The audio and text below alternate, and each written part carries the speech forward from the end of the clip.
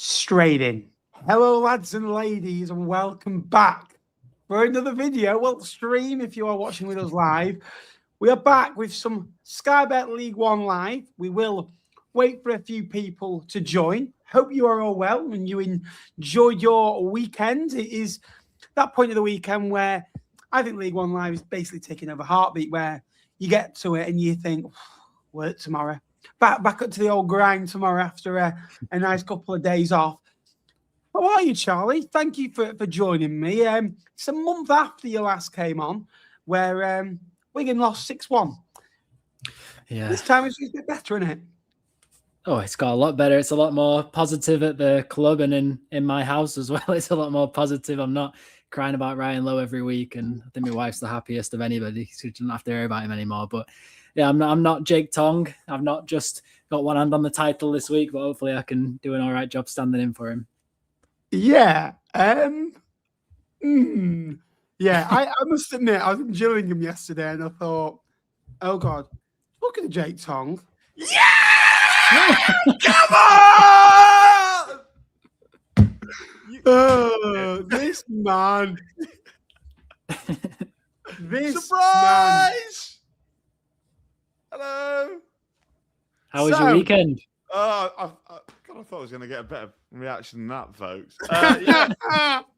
So, just for context, Jake Tong wasn't meant to be on this stream. However, his team won. So, he busted a gut to get back from He changed the plan. So, we were originally going to get one at the services, but we thought we'll bring him on for a bit. He could tell us how good Lincoln are. But the original plan was going to be Charlie introduces the whole show, and I come on like this. It's just what we do, mate. Great team beaten. Yeah, it's just what we do. Top of the league, it's just what we do. How are you, mate? Good weekend. Oh, why? Did something happen this weekend, like something big time? I can't think about it. Yeah. Oh, I'm good, mate. I'm regretting this choice of jumper because now I'm incredibly warm, so I might end up having to dip and going to change shirt. But yeah, all I've done this weekend, mate. I've been at the time of today. I've spent time with my sister. I can't think of anything else that happened this weekend. I just seem to have a bit of a blocked memory from yesterday. I just can't. Is it true? Is it true? Because I got a text off Nappers yesterday saying that you've been down to the Tottenham Hotspur Stadium trying to find which seat you want for next season. Is that true? Well, I've been caught. Christ. Yeah, just what we do, Charlie, isn't it? You know, we're just going out of Tottenham in a league game, and they're gonna win the Champions League, and then the next game is going to be Lincoln in the league in the first game of the Championship. Yeah, I mean, can I go and change my shirt while you two chat? Absolutely. Thank you. You go. You go, absolutely. Jake Tong is gone. How was your weekend, Charlie? How was Blackpool? Did you go? No, I didn't go. Watching on the telly, on the stream. I had everything going this weekend. I think I've watched every game of football I think possible. I watched Cardiff Lincoln first off on the big telly, and then I had Huddersfield on the iPad as well. I had the Wigan game on. Watched Wigan's women today, and then enjoyed Wrexham Chelsea last night on the FA Cup, which was a good game as well. So it's been all action. Yeah, it'd be good to Wrexham. Obviously, they got promoted. They've done well in the Championship this year, but I think Lincoln are going to show them how to win the league, aren't they? You know, hand it over, Blues. Hand it over. But yeah, let us know if you can see any of us in the chat. Obviously, we are 6 minutes in nearly. But surprised if you didn't hear me, mate. Absolutely. So we're going to go through it. We'll have a bit of a three-way. I asked Jake for a three-way before. I've never seen him so keen. So Charlie didn't know anything about it, and I didn't know anything about it until probably about 7:15. So, as always, Cod's Vlogs just scrambles together and hope it works. A bit like Wigan under Ryan Lowe for the last 12 months before the Messiahs come in. We will be going through all the games, but before we do that, we'll just come to the comments. You imps, I need to be quickly to go and get my gold membership. 2,000 season tickets just left. Have you got yours, Jake? Got mine 2 weeks ago, mate. Yeah, I've 450 quid for a championship season ticket. It's not a bad thing, is it? No, absolutely not. Go imps, bad how the Bradford game was. I must admit, as soon as they won yesterday, I thought, It's easy League One Live, him not being here. I thought Lincoln he's done 4.5 years worth of service. And Lincoln go top of the table with 11 games to go. And he's the one that he misses. I have absolutely pegged it down the A19 and the A1M to be here. So let's, I've broken many speed limits. Yeah. A bit like, Oh, no, they won yesterday. They can't do that. Yeah. Thank you, Paul, for the donation. Appreciate it as always. Hello, Sue. Hope you're well. Enjoy your time at Sue's, Jake.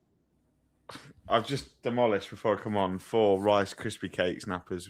I've just had a lovely steak dinner. So lovely.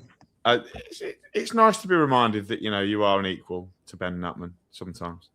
Yeah, exactly. You know something? A bit like Lincoln yesterday. Every underdog has its day. That day doesn't come around too often. Yeah, just enjoy it while it happens. I tell you what, mate. I'm going to enjoy it on Tuesday when I've got a massive tub of baked goods, and you're just. Where are you on Tuesday? Playing Cheltenham in the pub league. That's fighting talk, that Jake. Yeah, don't worry about it. You've been here before, Charlie, haven't you? You've never been the bouncer, though, have you? You're like. I know. I feel like I'm in the middle, so I'm trying to separate you here. Like. Brilliant, isn't it? Absolutely brilliant. But we're going to start off. We'll start off with those imps. Cardiff City 0, Lincoln City 2. Only one place to start. Lincoln 35 games in and 25 times now scoring that first goal. We mentioned it on Monday evening about how good it was. 20 wins, just 5 draws, 18 unbeaten, 14 wins, won 9 of those last 10, 46 points in that time. Would be more than the whole of the bottom 12 in the total combined games in half of the game that they played. So that is unbelievable. Lincoln can be what they normally are, a mid-table League One side, if you just, just out of the games. 13 points better off than the whole of last season. They've already matched this out tally that they finished 7th in, and that was a season of progress, and Lincoln didn't really go on and extend that. Just 3 points off your best ever League One haul. This Lincoln City group, Jake, every challenge it gets asked with, it just keeps on getting better. The most clean sheets in the league, top of the table, and Jake Tong right now, not for the first time, he's looking down on the rest. How are you, mate? Enjoy it? Have you been reading Charlie Keegan's Twitter account? Because I'm pretty sure the last couple of weeks that is all Charlie Keegan has tweeted about. Honestly, I feel like it is. I'm having to hold back from Lincoln tweets at the moment because I thought I'm going to get accused of something here, and I don't want it. Oh, I don't care. I was going around Gillingham High Street yesterday going, where is? Tom Jeffries was like, Nappers as like locked I'm in. impartial to Cardiff City and Lincoln, but what's that Sam Fender song? Rein me in. I've been reined in by Michael Scaballa's tricky, pesky imps. Once they get a hold of you, that's it. They're really hard to shake them. I'm hooked. Oh, they're not going to shake you yet, boys. You're going to be absolutely head over heels in love. I mean, yesterday, just like what? I'm just getting excited thinking about like the whole day. Like when you go on an away day and it feels like an all timer when you're on your way to the ground, and it just felt special. Like approaching the Cardiff City Stadium, we walked through the Asda car park by going to Asda for a quick toilet break, which Chris took forever in for some reason. And it just felt special, like all the fans walking around the ground, and like there was 27,000 people there. I think it's just over 27,000. It was mental for a League One game that wasn't Bolton Wanderers, because we all know they have the biggest fan base in the league. So come off it, I've got to have a go at them, man. They won again, but like it doesn't really matter. So it was a big occasion. Like all the Cardiff fans, they were bigging it up, and you get into the ground and like you turn around, you come into the away end at Cardiff, Nappers. It's a big away end, just in case. Do you remember? Turn around, 3,000 people stood there. I was thinking, oh my Christ, this is mental. And like the atmosphere in the game, I think the game in the first half was quite even. It was quite. I wouldn't say if I was a neutral, I probably wouldn't have watched it. It was quite boring. Even though we were quite direct and we had quite a few half chances, we never really had that cutthroat chance, whereas they had a couple of hard chances that were saved well from George, the one from Ollie Tanner. And in the second half, like the second that goal went in from Rob Street, which is an unbelievable goal. Like, to say Lincoln are just a massive long ball team and don't play any football is a ridiculous statement. That the build up for that goal, where I think it's Street wins the flick on into Ben House, who plays like a no look pass back perfectly to the feet of Rob Street. I mean, it was just surreal to be in. It was almost Burnley-esque in that away end, and like it was like the stand was physically shaking. It was mental. So, yeah, and obviously we go and score again. It's just it's just what we do, isn't it? We're at Cardiff. Dom Jeffries on the books of Cardiff as a youngster, by the way. Dom Jeffries, so a massive moment for Dom. I'm so proud of him because he's been absolutely phenomenal for the last 3 games. He came on, got an assist away at Mansfield. He came on, scored against Blackpool, and he's come on and scored again yesterday. And like you say, we did it all without Jack Moylan, without Ryan One, didn't even come on the pitch. Freddie Draper not even available. So to go to Cardiff depleted like that and still win pretty comfortably, it felt like, because I'm sure we'll get on to Cardiff, was unbelievable. It was, and I'm sure many Imps fans enjoyed it. A big happy birthday to Lynn, who I'm sure was delighted with those 3 points yesterday. When you look at it, this Cardiff team, you can get at them. Do you reckon, in terms of styles, Charlie, that Cardiff like to play out from the back? And we've seen Bradford get at them. We've seen Stockport get at them, and Stockport haven't won but taken 2 draws from them. Bradford went to Cardiff and won and just really pressed all over them. Lincoln are a pressing heavy side. They want to get at team, want to get after you. They play forwards quickly with intensity. Do you reckon it was a contrast of two sides where Lincoln are just the way Cardiff played suited Lincoln almost? Yeah, I think there's quite a few things that you can link this to, and I don't know if you've heard of the podcast, but it's called Here for the Lincoln, and it's the Cardiff preview I was listening to, and there was an interesting chat as well throughout the week about Cardiff rotating quite a lot of players, especially defensively. I mean, Joe Bagan's been the only one really to hold his place. Chambers and Fish, and then NG's come in, Capaccio, Osho, Dylan Lawler. And I think that when you've seen Lincoln be so solid and they've just kept so consistent in the options that they've had, and they've been able to build and everybody knows everybody's positions, I feel like that really worked in the favour, where it was like, okay, Cardiff can have the ball, but you do know as soon as we get it, we're going to cut through you like butter. And that's essentially what they did for 2 of the goals. And I thought that there was a really nice dynamic. Lincoln started the game quite well. I know you got Tom Hamer's long throw-ins were causing them all end of problems. But to be fair to Cardiff, they have got so much talent that the end of the first half, I thought Cardiff looked the team in control here. And that save from George Wickens to deny Ollie Tanner was outstanding. I mean, I put it on Twitter. I was talking about his save stats, and it lit up all the Fulham fans. They were all praising George Wickens as well. So it was a really interesting first half. And then the second half, I thought Cardiff just couldn't quite find that extra gear to go up. And in the second half of games, they've been fantastic throughout the season, scored something daft like 42 of the 68 goals have come in the second half. So I thought, okay, they're going to go at Lincoln here. But Lincoln, to be fair to them, so defensively solid. And then, like I said, just able to cut through them and get 2 great goals. Yeah, and I think this Lincoln side, and I'm a big believer, like you say, about obviously knowing your position. And Lincoln, I remember speaking to Adam Temple, who was the assistant manager at Fleetwood, early under Pete. And genuinely, I probably spoke to him about half an hour, 10 minutes of that conversation. We just talk about Lincoln, the way they set up with the four attacking players, and how interesting it was. And from a coach's point of view, what it's like, it's a nightmare to defend against. But I was just on a stream before about an hour ago, and it's the best compliment I can play, obviously, because I'm a Lincoln fanboy, it seems. But you could literally go through their team and you could go Wickens in goal, Reach, Hamer, Bradley, Derrickwa, back 5, including the keeper. Midfield 2 in front is Ivan Varfolomei in midfield with McGrandles. If not, Tom Bayliss can come in. Dom Jeffries can do a job there as well. Then you've got the front 4 of, you can have a Ryan One, who's been predominantly a substitute, but can come in, I would imagine, would come in on Tuesday night and probably start that game. Surprised if he doesn't. You've got Rico Hackett, you've got Jack Moylan, you've got Rob Street, and you've got Freddie Draper. And almost you've got another 3 or 4 players after that if you swap in. Ben House, Aaron Collins has been, not Aaron Collins, James Collins has been injured. He can't even get into a League One side, never mind Lincoln. You just know the positions by position, and they are frantic. And the goals literally came from them pressing the hell out of Cardiff yesterday, high up the pitch. The second goal, they won, 30 yards from their own goal, transformed it into 3 or 4 passes. Cardiff were trying this nice fancy football. Lincoln just so effective at what they do, and they are so well coached. The best ranked club in the division, and ultimately they're getting the rewards, and they are a very, very good side. I think they're on a par with the Plymouth 101 squad. I genuinely believe that. They were a really, really good squad, but people will thinking Lincoln are overachieving.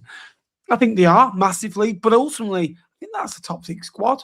I genuinely do. I think the way the coach, the way they are, I think genuinely, Score's doing an unbelievable job, but the way they've recruited for a bottom 6 team to turn it into a top 6 team, never mind top of the table. Everyone, I've always said it, everyone wants to do it like Lincoln. Well, they've gone and done it. And I do worry about Cardiff because I put a point out and it didn't really come across well on X. I'm a big believer of they need to improve if they're going into the championship because so their record against the top 6 I mentioned was poor. Now, when you're into the championship, the teams that are in around you in the top end of League One that are nervy games in the big game, they're your bread and butter when you go up next season. Like Lincoln will be looking at Cardiff next year if they go up and going, we want to stay up and get 50 points. We need to target 4 points out of Cardiff, really. If you know, but yes, it was a massive win in the statement of getting up. But next season it'll be a totally different game. At the bottom, you would imagine. The record, they've lost to Lincoln home and away. So they've lost 3 in 16, Cardiff. 2 of those are to Lincoln. They've lost to Bolton away. Yes, it was the last minute, but they got battered. They got absolutely battered in that game. Bradford, they won away, but lost at home. Deservedly lost as well. Stockport, they drew both of those. I thought Stockport on counts should have won the home game. Away game, probably about a point's fair. They beat Huddersfield just like late drama. I just worry about them. I think they're very good against the mid-table sides, the bottom-end sides. And I think they can pass them and outplay them. But going up, do you worry about them, Charlie? I think there's a lot that needs to be done to the squad to get it championship ready. And look, it's one thing being a very good League One side. You can probably get automatic promotion, no problem. But it's another thing then to step it up and be a solid championship side. You look at the changes that Portsmouth have had to make, Oxford United. It's not all easy. And I think Cardiff, maybe the way that they play is more suited to a championship style where they might be able to get a bit better results rather than the scrappy sort of teams will press the life out of you in League One and make it really difficult. You saw that in the Plymouth Argyle game when they got beat 5-2. So I think they will go up. They'll be absolutely fine. Whether they go up as champions, I think this game is a massive signifier. I probably think they might not because I don't see Lincoln slowing down and stumbling like Cardiff can. So it's something to think about for the summer. I think keeping Brian Barry Murphy is number one priority that they need to do. I think he's going to be a very good championship manager, but I have no doubts that he's going to get a lot of offers from other clubs, to be honest. Yeah, I think John Messina was the best thing about Portugal when they went up. I think he's a progressive coach, and I think he's the type of coach that can coach players and get them in a system and keep them up. And I think that they will have to bring 7 or 8 players in, and I think that they have got a good team there. They're just predictable, though, Ben. Yesterday, they're very good in the back 2/3. Unbelievable. They zipped the ball around really nicely, and they got to the penalty area yesterday, and this was my biggest criticism of Cardiff. They had no idea what to do. They got so many talented players. Ruben Colwell definitely isn't a false 9. Kellyman, I think, struggled out wide. Ollie Tanner was playing on the wrong side, in my opinion. They started him out wide right. I thought he's way more effective on the... I think actually they started him wide left, didn't they? But I think he's much better on the right-hand side. And they got to the penalty area and they didn't know what to do. They were zipping the ball around, and it looks really pretty, right? And I know you were speaking to a young Birmingham City supporter, Ben, on TikTok Live about Whoa, she was of age, don't worry. Things like that. Whoa. Allegations? Young? She looked young. She was of age? Yes, I'm not saying she wasn't. I'm just saying she looked young, maybe like 19, 20, I would guess. Older than that. Older than me. Fair enough. She just looks good for her age then. And she was saying once, how it's all just, passing around the back looks all well and good. Like Cardiff did it so well. I mean, what did they have yesterday? 490 odd passes, I think. 200 odd in the final third. They just never look like penetrating. I never really...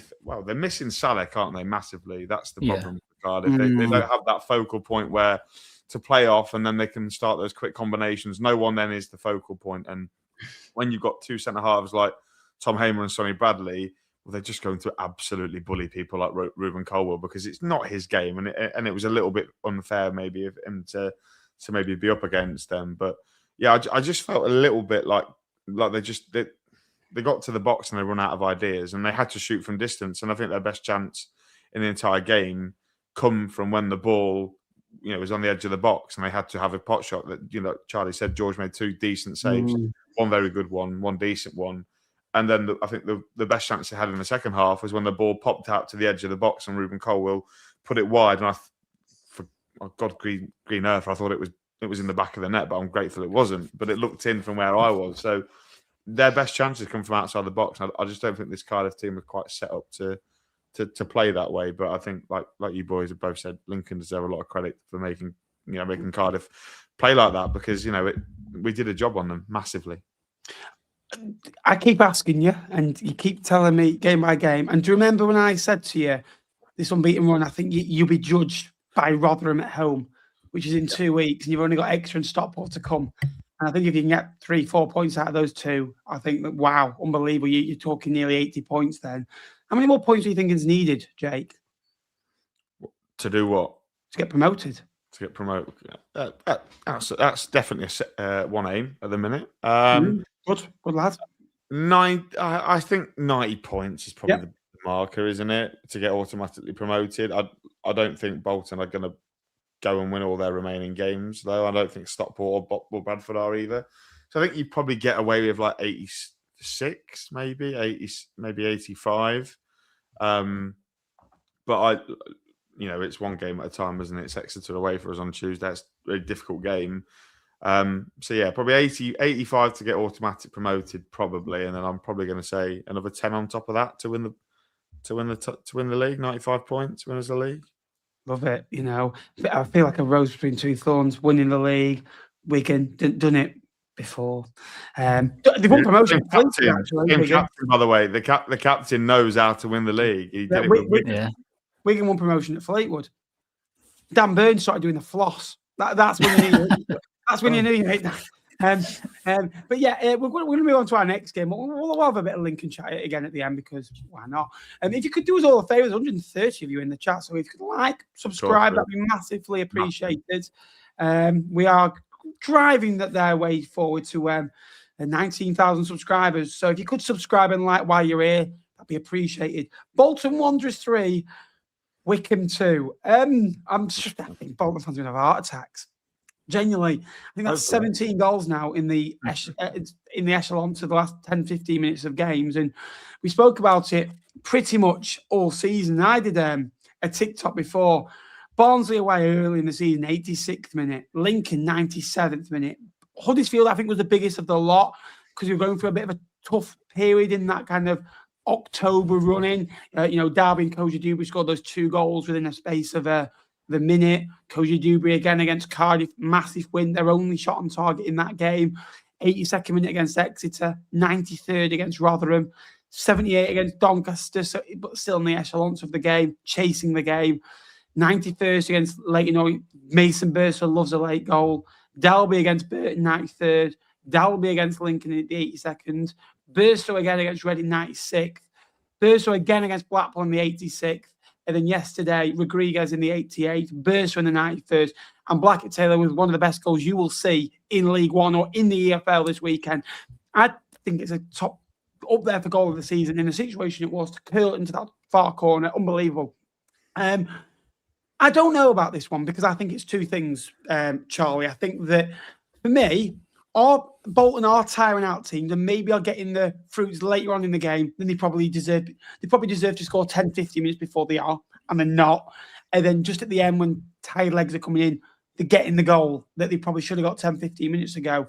The stats back it up. I think that their expected goals for and against is nearly double of the second amount. I think Huddersfield is like 12. They're expected to be 12. Bolton's 23, 24. That is like a big gap, and the shots on target are, I know which you track, that are massively in favour of Bolton, because they just shoot from everywhere. They pepper the goal. I think it's a tale of they're eventually getting the dues of what they should have got, and they're eventually getting what they deserve. But then I also think in the game that they're a bit fragile. They're not really doing enough when the game's at 0-0 early in the game. And in the last 10, 15 minutes in games, they're just going at it and asking a question.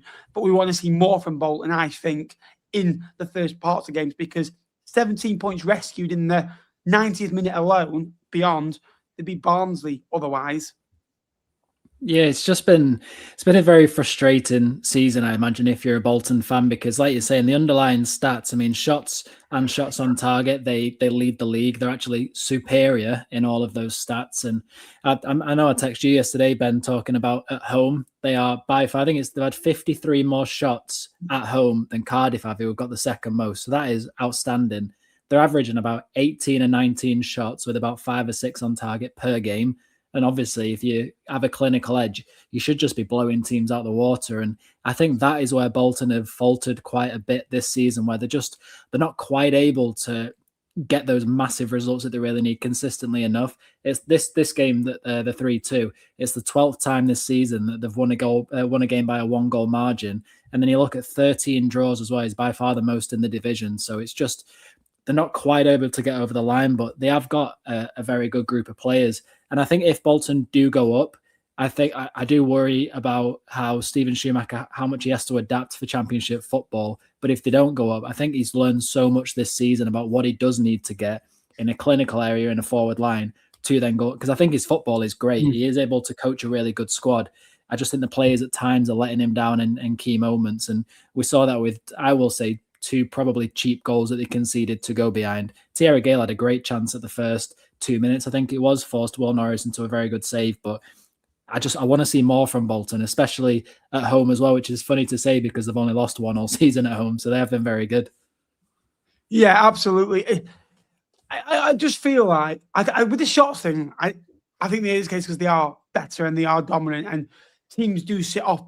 Teams will sit off Bolton Wanderers more than they'll maybe sit off a Lincoln or a smaller club, because of the size of the stadium, because of the fan base, because of that makes a big impact. I think certainly as a fan that follows a small football club, you go to these big grounds and you think, yeah, we're gonna be in for it today, and you think just get through it, and just I think that, say for example Burton, they'll go and set up differently away at Bolton Wanderers than they will, say, at Wycombe, right? And both of those two sides at the moment are in and around the playoff. Bolton obviously superior points gap and have a better team.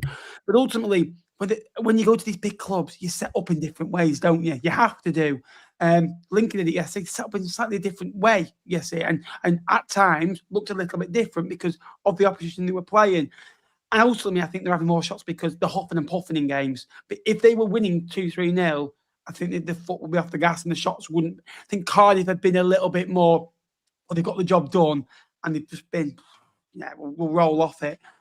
Do you think this Bolton side can really find momentum here, Jake? Because they are 11 now unbeaten. They've won 7, they've drawn 4, taken 26 points.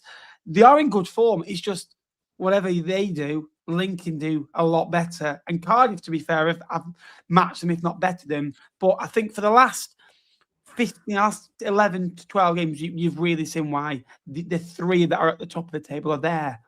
Yeah, I firstly think Bolton have no other choice than to get momentum in the next sort of certainly 5 or 6 weeks, final weeks of the season, because they are, like you say, probably the biggest club in the league, and they probably should get promoted. You look at that squad. I know football's not played on paper, but that squad, in terms of depth, options that they had, when everyone's fit, if Rob Apter's not working, you can bring on a Mario Kosciuszko. Like if Tierra Gale isn't working on one side, you can bring on what's his name, Sissoko, and people like Marcus Force. And if Burstow's not working up front, Sam Dolby, and it gets even better as you go through midfield through.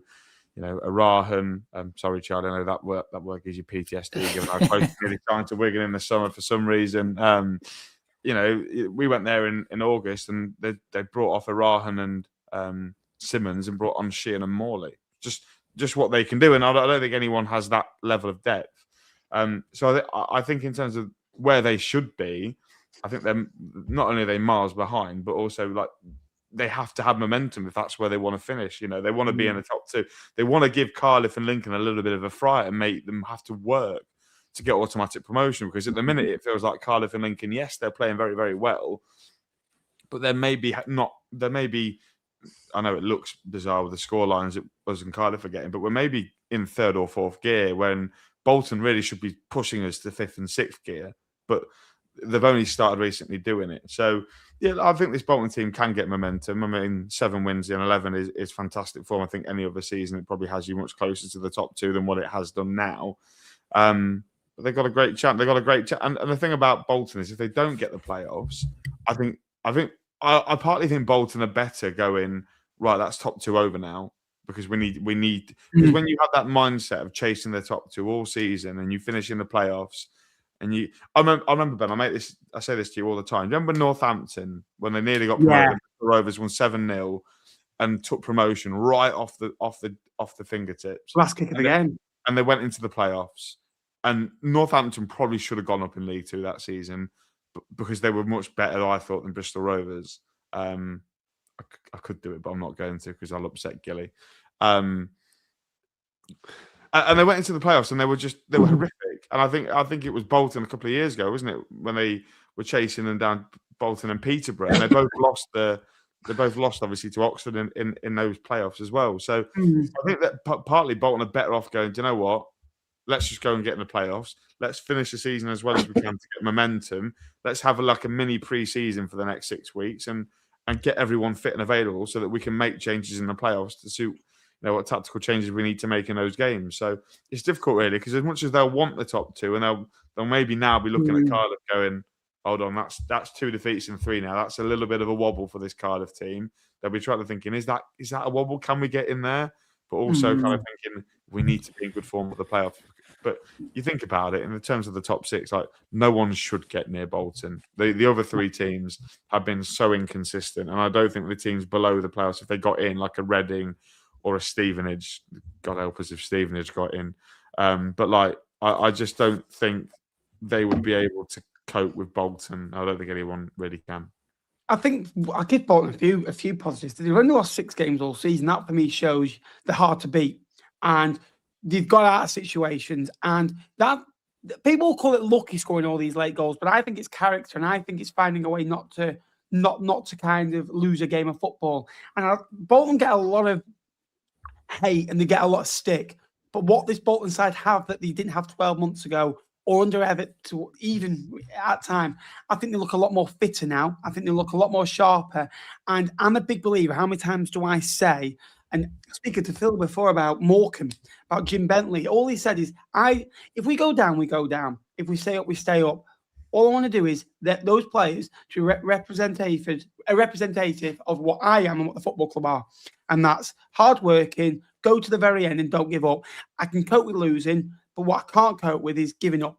And Bolton don't give up. Last year, I think they lost 20 games. They gave up. That last 6-8 games of the season, they're embarrassing. I went to the Rotherham game and they were unlucky. You get periods where they had 30 shots. You don't find them. But it was embarrassing to watch. This season, they are relentless and they go to the very end. And they've got so much heart. They've got so much fire. And look, Cardiff and Lincoln and Bradford are the only team that have got more points at home than 41 points at home. I felt they were a bit shaky at home. You feel it. Teams are now fearing going to that stadium again, even at 2-0. Wycombe, who, by the way, I think would have gone 5th, maybe with that win yesterday at 1-2, they were 5th. They look a really, really strong outfit, and they've been a playoff team since Duff has gone in there. And they've been resolute, and they just ran all over them. Wycombe, we're talking about legs, hearts, and minds. They're so good at that, and they've been notoriously good at that under Ainsworth, Dodds. I don't know what they were good at. Now under Duff, they are good at it again. So yeah, I think Bolton deserves humongous credit for that. And I think that to come back and win from 2 goals down in the 88th minute, which is the first time it's ever been done after that amount of time since the 2004 rebrand, just speaks character. On Wycombe, I think it's a disappointing one for them because that would have been a big statement. And I think they've been making little statements and they've been going well, and teams haven't really been talking about them. With that win yesterday, the goal difference is good. They'd have gone above Stockport County. And then all of a sudden, Stockport, who are in a bit of trouble in the playoffs, you'd have thought, well, they're not definitely in. I fancy Wycombe more than I do Stockport. 7 wins in 13. this calendar year, 24 points in that time. I think they really are moving in the right direction. A 5-goal thriller, Charlie. Luton 2, Reading 3. We'll start off with Luton. Only 32% win record for Jack Wilshere. 25 games, I think, is a really good period to judge. I think I like judging managers after 20 games to implement the stuff. And we've seen Liam Richardson. I think he's got 39 after 21. I think Duff is similar numbers as well. Jack Wilshere's gone in there. Matt Bloomfield would won 5 and had lost 5. It's 1.5 points a game. At the moment, they've won 8, they've drawn 8, they've lost 9, and they feel very inconsistent. And I feel they're a very patchy side. You saw yesterday, they were poor for a bit. Then at 1-0 down, they started playing, and at 2-1, they could have gone 3-4-1 up. And then they could have lost like yesterday, 4-5-2. What do you make of Jack Wilshere's Luton?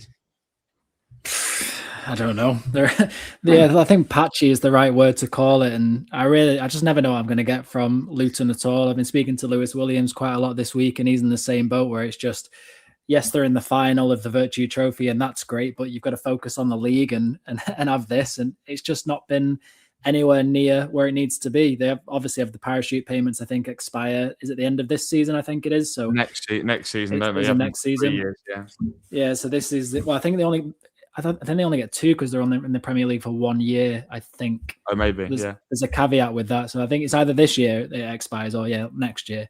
So they've got to think about that and the wage bills that they've sort of got at the club. They did go through quite Matt Bloomfield, it wasn't great, but have they really improved under Jack Wilshere? I don't know. Would it have been any better with Matt Bloomfield? Maybe not. Maybe it would have just been the same, but Wilshere's got to get something out of this, because I'm starting to worry that you're looking at Wilshere and I'm looking at him a bit like I'm looking at Mike Dodds when he was at Wycombe, where I'm looking I want somebody to inspire and go, okay, it's not great on the field, but this is the right guy to take it forward. All I'm seeing really is Wilshere kind of head down thinking, it's not going great. And a bit like a Tom Cleverley's had a resurgence, just had a bit of backing by Derek Adams, but you can see now he's really invested. I'm not seeing that with Jack Wilshere, to be honest. And this game again, I think, up through quite a few problems, to be honest. Yes, it was a good first goal from Abashaman to go and put them ahead. Cal Naismith made a right mess of it, in my opinion, but there was that character to go back and get 2-1 in front. I think Emilio Lawrence's ball that he put across to Lonwijk, I think, evaded about 7 Reading players, found the guy at the back post, did really well. Saville, Reading's marking is pretty bad, to be honest, to allow a header like that to go in. I don't know why they've left him so exposed, but from then on, it was just a complete collapse again for Luton, wasn't it? And how many times have we seen that this season? I think that you're seeing a side that, yes, they've changed a few players, but it's the same football club that got relegated a couple of years ago and got relegated again last year. So losing culture. And when they're in front of games, they look nervy. They don't look like they've got the experience of seeing games out. And ultimately, the only way you improve on that is go on runs and see it out and grind it out and find a tough way to win 1-0. And there was early signs when they beat Northampton, they beat Stockport away, and they've gone on a decent run at home. They haven't lost in 11 before yesterday. And I think a good thing is you're seeing the Arsenal effect with Jack Wilshere being there. And I saw it certainly in the cup game where Fleetwood, to be fair, were full value for extra time, and penalty kicks is the lottery that Fleetwood ended up scraping through with. Then it was Port Vale in the next round, and then down the quarterfinals. Brings up the pub team. Go on. No, I was doing this so we play Port Vale. But if you want to go there, but you can see the Arsenal effect on them, the corners yesterday, and it was one of those types of games really where Pereira kept gifting Luton back into it, then Luton's defence kept gifting Reading back into it. And I think what you're seeing now is a mid-table side. That is all you're seeing. And I think that, would it be daft to keep him? I think that ultimately give him to the end of the season now. I think that I think it was a bold move. Appointing a manager in January, you've come down on 50 points. Yes, he got relegated, but you backed him to get rid of him after 10 games. I thought it was harsh, personally. Is sacking him what Luton Town need, though? I think Luton need a little bit of stability, and that's why I think Jack Wilshere probably gets next season. Because I agree. I think he should. If you just sack Jack Wilshere now, that football club, they're already in turmoil, right? Given, I did just double check your parachute payment thing, Charlie, while you were talking, and you are right. Only one season in the Premier League means their cut of parachute payments next season, so they won't have that financial factor over. They need to trust a process. They've identified Wilshere. They need to trust their nous a little bit. They need to trust their nose a little bit as well. They need to go, well, we've brought Wilshere in. We've backed him to come in. And yes, it's been turbulent this year. Maybe we're not going to get the playoffs. But if they win the Virtue Trophy, come top 10, there's a hell of a lot more positivity going into next season rather than getting knocked out in the semi-final of the Virtue Trophy to Northampton and finishing 12th, So I think as much as Wilshere's position might be questioned by a lot of Luton fans and maybe external factors, I think it's the last thing that Luton Town need is to change manager and completely try and change their idea again. So as much as he's been very choppy, I think they should stick with him and even give him next season. If it doesn't work, in 12 months' time, if all of a sudden Jack Wilshere's not got them any better, fair enough, you probably cut ties. But it's so early on into a process. You'll get a reputation amongst managers, and they won't want to come to you if you're going to sack someone 8 months into a process. It would be ridiculous. And I think these young managers that are going in, I think sometimes going into a crisis season isn't great. And yes, he came in 10 games in where Luton were ultimately, all right. They were as good as they were bad. He's still got 36 games to rescue it. But ultimately, I think managers like Jack Wilshere need to come in at the start of the season, whereas Liam Richardson, who's come in at Reading, I think that's slightly differently because he's proven himself as a manager. Yes, he's had tough spells at Rotherham, but did well at Wigan. You know what he's about, and he's an experienced cat these days amongst the managers in the division. And I think that you look at the effect that both managers have had. Look at Reading, 39 points from 21 games, I think it is now. They've been absolutely brilliant, and they are just outside the playoffs. And Jack Marriott getting injured for the season, we thought that would be an issue. But if a batsman can step up and score goals, I thought Matt Ritchie was outstanding when he came on yesterday. He made them both goals. Yes, Luton were poor defensively for both of them, certainly the third. But you're seeing signs now with this Reading side that we saw at the back end of last year. This is a Reading side that last season just finished outside the playoffs to Leyton Orient. They were only 3 points outside. They had a good little, flurry with it. And I think they can do it again. Defensively, they do worry me, and they've worried me for some time. I think that they're so gettable. I think Pereira in goal, he was flapping like you wouldn't believe yesterday on corners. He was really struggling, and he looked really uncomfortable. And defensively, they just looked a little bit naive.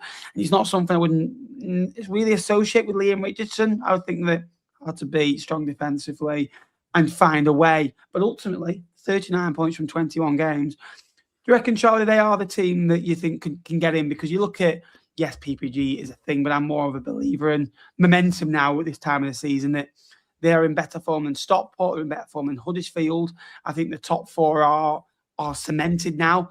But you look at Stockport and Huddersfield, they're struggling. But you look below them, Reading, Stevenage, Wycombe, even Plymouth are winning games regularly.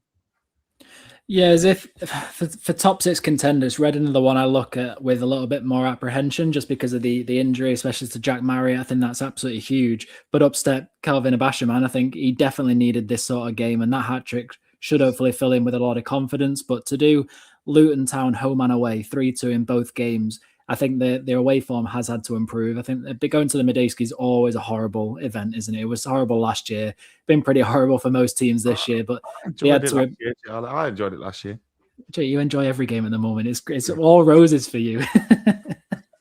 I think as a confidence sort of a platform builder, I think this game is going to be one to really determine where Reading finish the season, and I'm hoping that they can build on this. I know the remaining away games are mostly against the bottom half of the division, but they've still got home games against Lincoln and Cardiff, so they're going to be really tough for them.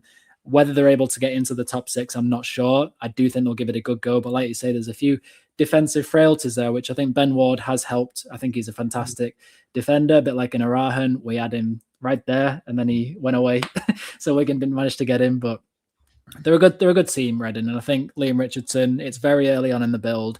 I've seen a lot of stick that he's been getting. He's a trust the process manager because he's so experienced at this level. He has the know-how. He just needs a bit more time, I think, to fully get it going. Yeah, I think a question over is football, and it's not pretty, but I argue winning football is more important. And if you just want to get promoted, just give it Liam Richardson. And It wasn't ultimately, pretty when we won the league, Ben. It was not pretty at all. no. Watching some of them games, you were thinking, my word, it's like we've ground it out to a 1-0 win, but it were 3 points and it were fine. And yes, we stumbled over the line to get the win, but ultimately we won the league. So that's something that Reading have got to keep in their mind. Ultimately, at times, Birmingham did it. They slogged out quite a number of games, 7 or 8 games last year. I thought they slogged, and Cardiff won narrowly in a few games this year. Lincoln, have, to be fair, look for the 18-game run this year, and when they've been poor, they've still won 2-0. And they're at the best, won 4-0, and it's like just teams do it differently, don't they?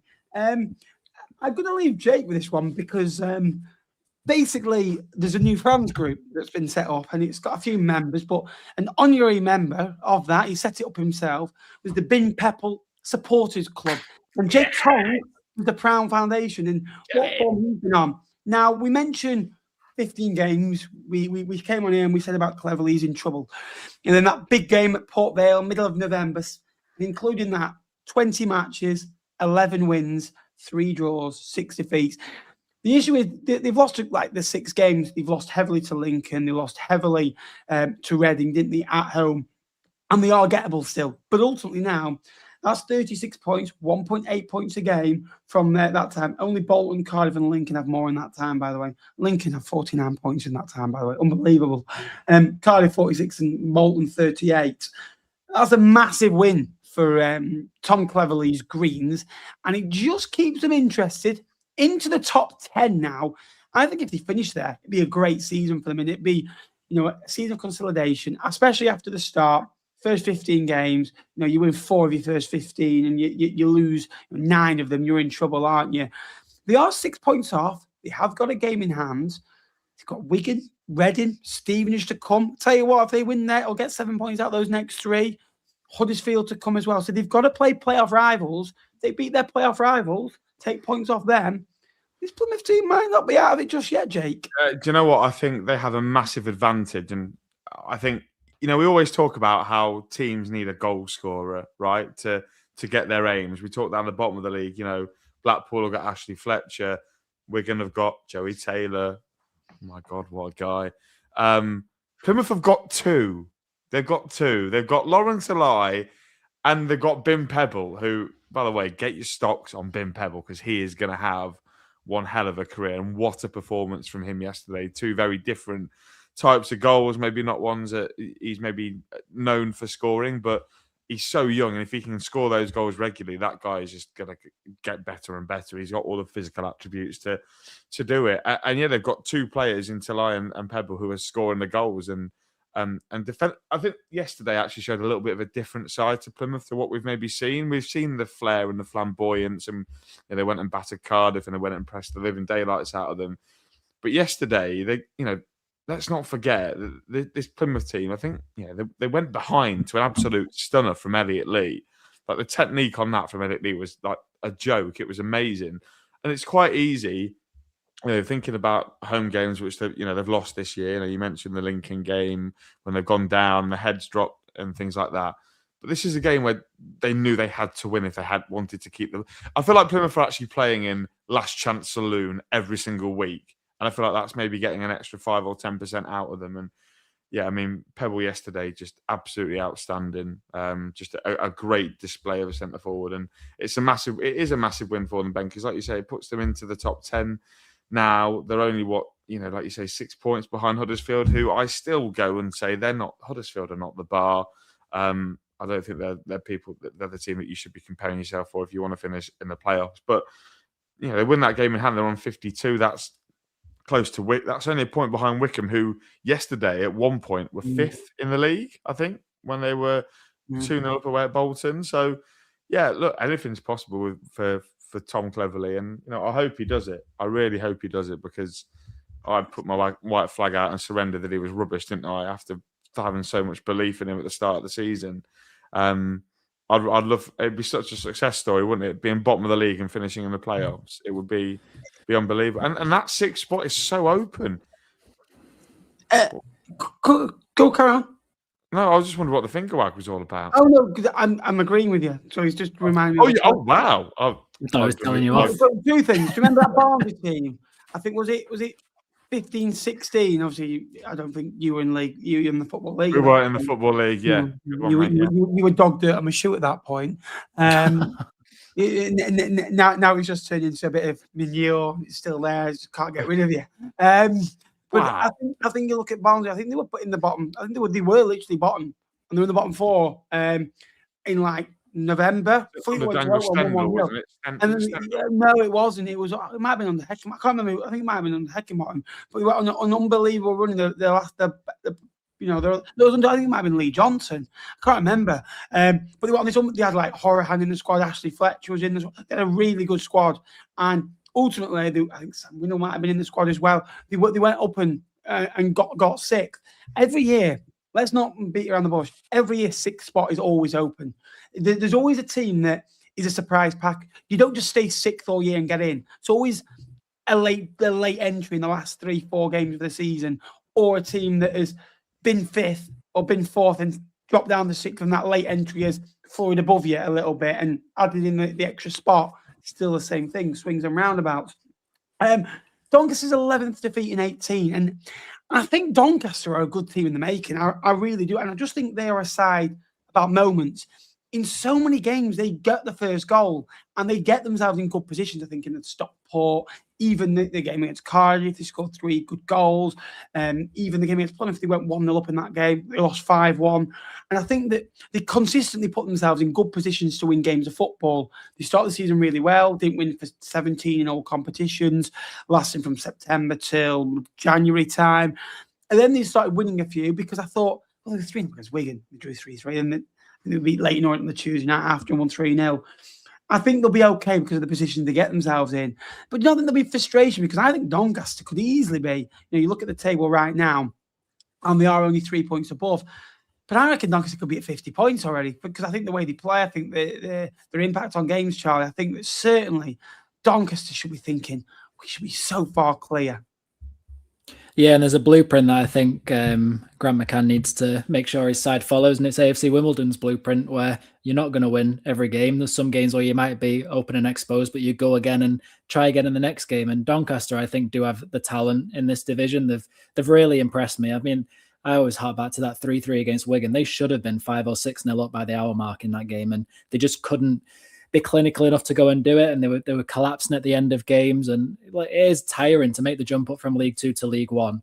It is a tiring jump up. It's a hectic league, and I think Doncaster have done really well. The games in hand, I think, will serve them really good because Burton, who are just 1 place above them, they've played 2 extra games and there's only a point split in them. So Doncaster have got to really click on. But yeah, I really do like them, I'll be honest. And I think at this point, it's just get to the end of the season and then build again. But I think get to the end of the season, carrying on what you're doing. Don't just crawl there. Just keep, if you can just keep a consistency, a bit like a marathon. You don't try and sprint towards the end unless you're Ben Natman trying to go for a PB, but you just try and gradually go towards the end of the marathon, don't you?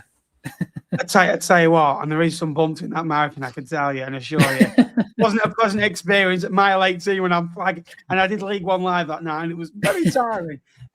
Talking about marathon, Bradford, I always feel with Bradford that we're talking about marathon, they get a bit of cramp, or they seize up, or they're struggling, or they get a bit of runner's high at the start, and then they've fallen off that. But they always just seem to get back home and win games of football. And I don't think there's any tougher place to go in this division than Valley Parade. They're the best team at home statistically, points-wise, 44 points there at home. And teams, Orient, they had 10 men yesterday. And Richie Wellens, I listened to a little bit of his snippet of his interview, and he basically said, them getting that red card, I think, won them the game because the supporters just got behind them and just lifted them. And they're a special group, this Bradford group. Sarswich again, he's a special player, special person, and he's a promotion winner at League 2 level. And I think he's been probably their best player this year, consistently on a consistent. When he was out injured, you missed him. He's a heartbeat of the team, experience, gets you through. And this is the best football I've ever seen Sarswich play in League 1. In his whole career, because he's always been known as he's bottled it when he got to League 1. He got there with Bolton, he got to Stockport. When they were Fleetwood, struggled, went to Shrewsbury, stank the gaff out and dropped that down the division. He's a good player, and you've seen that. Now, you look at it, it's a massive, massive win that for them. And I just think about what Bradford are about, and they're about legs, they're about hearts, they're about minds. And you look at it, they've 99 points from the last 41 league games at home, 31 wins, 6 draws, 4 defeats. That is sometimes they're just finding a way to win, and they are unbelievable. Leyton Orient, though, yeah, with 10 games to go, what are you thinking? Well, I think they've got 11 games to go, but they are struggling, aren't they? And to be fair, in this division, under Richie Wellens, they have lost a lot of games. Even when they've done well, I think they lost 16 games last year. Do you really see this group going down? Yeah, I don't subscribe to the idea that a team is too good to go down. I think Leyton Orient are the epitome of that. They are, on paper, which football obviously famous is not played. They have such a good squad, but it's just so unbalanced. Like all their good players, you think of all the players Leyton Orient have that are decent players, they're all good going forward. Like Connolly, Ballard, Ollie O'Neill, Idris El Mazouni is probably a more attacking midfielder. Theo Archibald's been in good form recently. How many defensive players could you name for Leyton Orient that have been good this season? And how many? I think it also stems from the fact that they just don't play the same defenders every week. They chop and change, and Richie Wellens is trying to find a formula, but he can't find one. And there's no reason, not to make it about Lincoln, but Charlie said earlier when we spoke about Lincoln, the reason we are so good is because consistently that back five plays every single minute of every single game. I'd be surprised if, Leyton Orient play 30 minutes with one combination, 30 minutes with another, and 30 minutes with another over the space of a single game. It's ridiculous, and you can't have that consistency. Players do not know. It's so much easier knowing the guy that you're playing alongside, because then you know what their limitations are and you know how to help them. Leyton Orient players are having to second guess themselves at every single opportunity what that person next to them is doing. And when you play with that distrust and that sort of vibe, not Liz Trust, distrust. Nappers, do you know who Liz Truss was? Yeah, she's the former Prime Minister. And I just wanted to make sure that you got the joke. That was all. I did, because Charlie made it abundantly clear that he did. I just didn't think it was very funny. 1 out of 2 is not bad, is it? Do you know what I mean? It's 1.5 points per game. All right, Pete. Bump in the road. But yeah, I just think with Leyton Orient, defensively they are an absolute car crash. I mean, they've conceded 58 goals, which, looking along the goals conceded column, is the worst in the league. But by some stretch as well. I think the next team, Doncaster have conceded 57, but 55 from Blackpool. Of the teams in the bottom 4, they've conceded 10 more than any other team, which to me just screams concerning. And it's all well and good, Richie Wellens playing this good, sexy football that, we'll score more than you. We're going to score 5 if you go and score 4. It just isn't falling for him this year. And the over-reliance on Don Ballard has just been all to see. He looks burnt out. Like, he doesn't look the same player he did at the start of the season. I think you can tell that there's a lot of pressure on his shoulders, that if he doesn't score the goals, he knows teammates around him are not going to contribute to the same level as he can. And he's playing with a lot of pressure on his shoulders. And I think that doesn't help him. So, yeah, Leyton Orient could go down, and it would be a massive fall from grace. And I would enjoy every second of it, Parmex, for what you put me through in predictions. So I'm not feeling sorry for you at all. Well done, Bradford. Good win. Do you think, Charlie, Leyton Orient, I think there's certain teams, certain managers, I think they're always going about Streaky Lee Johnson. I'm a big believer Carl Robinson at Salford, wherever he's been, MK, very patchy. They go on these 6-game winning runs, and then they go on 7 games without a win. Normally after they play Man City in the FA Cup, and they go on a 5-game losing streak for the last 2 seasons. I think Richie Wellens is similar. And you look at it, they've lost 6 of the last 8, just 2 wins in the last 13. But you saw last year when they won 5 in a row, they get in the playoffs. They can pull wins together. Do you think that is what Leyton Orient need right now? Do you think that's what they're relying on? Just a burst of form where they can, if they get 1 win, they can maybe back it up. But at the moment, I don't know about you, I struggle to see where that win's going to come from. Yeah, I mean, you probably count on one hand how many times I've actually been impressed with the defence this season. I think the best performance that I saw from them was Beckles and Hap, and it was against Wigan, and they just pocketed Christian Sadie. We were off such a high from the first game of the season, went away to Orient, and they just pocketed us, and I thought, okay, they're actually really good. But since then, it's been far too open, and I know they've struggled. Like Beckles has been out since January, and then you look at Tommy Simpkin ended up going back, and Teo Adaramola, he's gone back to his parent club, even though I don't think he was really at the heights that he probably should have been. But I agree with Jake when they're talking about Don Ballard. There's such a reliance, and losing Aaron Connolly, I think it's important not to lose how good Orient looked in an attacking sense when Aaron Connolly was there, because it was brilliant, and losing him is such a loss. Ollie O'Neill has tried to step it up and be a good player. I think he's leading with the most assists. I think he's got 8 to 9 now, so he's doing really well. But as a whole team, it's been a bit of a struggle. And El Mizuni coming back, I know he then ended up having a bit of time out. And I do feel for Richie Wellens, to be honest. But ultimately, you just got to look at the results. It's not good enough. I think it's on 14 occasions they've conceded 3 or more goals in a game. That is going to get you relegated. You can't do that. Even if you go and concede 3, but you're a team that can go and score 4, then that's all right. It's something to work out. But I don't think they really are that team who can go and do that when they're really, really pressed back. They just seem to crumble quite a lot. And this Bradford game, I think, was a good little snapshot of it. That first goal, Bradford just suffocated them, and you always knew that ball was going to go in the back of the net. Sarcevic ultimately just had a shot, and it just went in. The goal that they went and got back with Ollie O'Neill, I thought that was a great goal. Proper battling performance from Orient. They were driving forward. They were making sure. But then Sarcevic's winner again, it was just far too open at the back, exposed. Humphreys can play a nice through ball, and Sarcevic, like you were saying before, Ben, how good of a player he is. He's not missing from there. No, absolutely. And also as well, I just think with Orient, they've always been that team that even when they're mid-table League One or the top echelons, you look at that fixture and you think, I fancy 3 points there, 1-0 to us at home. Even though when they were good, you just don't know what you're going to get from them. And I tell you what, you talk about don't know what you're going to get. Barnsley are the rainbow team in this division. And I said it in my video the other day and didn't plan it, and it just came out. I'm like that. I don't plan. I am literally just a bit like Blackpool. I just literally go out and hope for the best, and hopefully we don't lose. We've done that quite a bit this year. But ultimately, I think Barnsley are that team where they're a top 6 side going forward. They're a top 6 side when they are at the best, and they've got players to suit a top 6 team. I don't think they're anywhere near the echelons of the playoffs. I think they are that 6th place team. Defensively, and again, they are the bottom. They are the worst side in the division. Obviously, they've kept 2 clean sheets. I think you put out Charlie. Was it 5 or 6 clean sheets last season?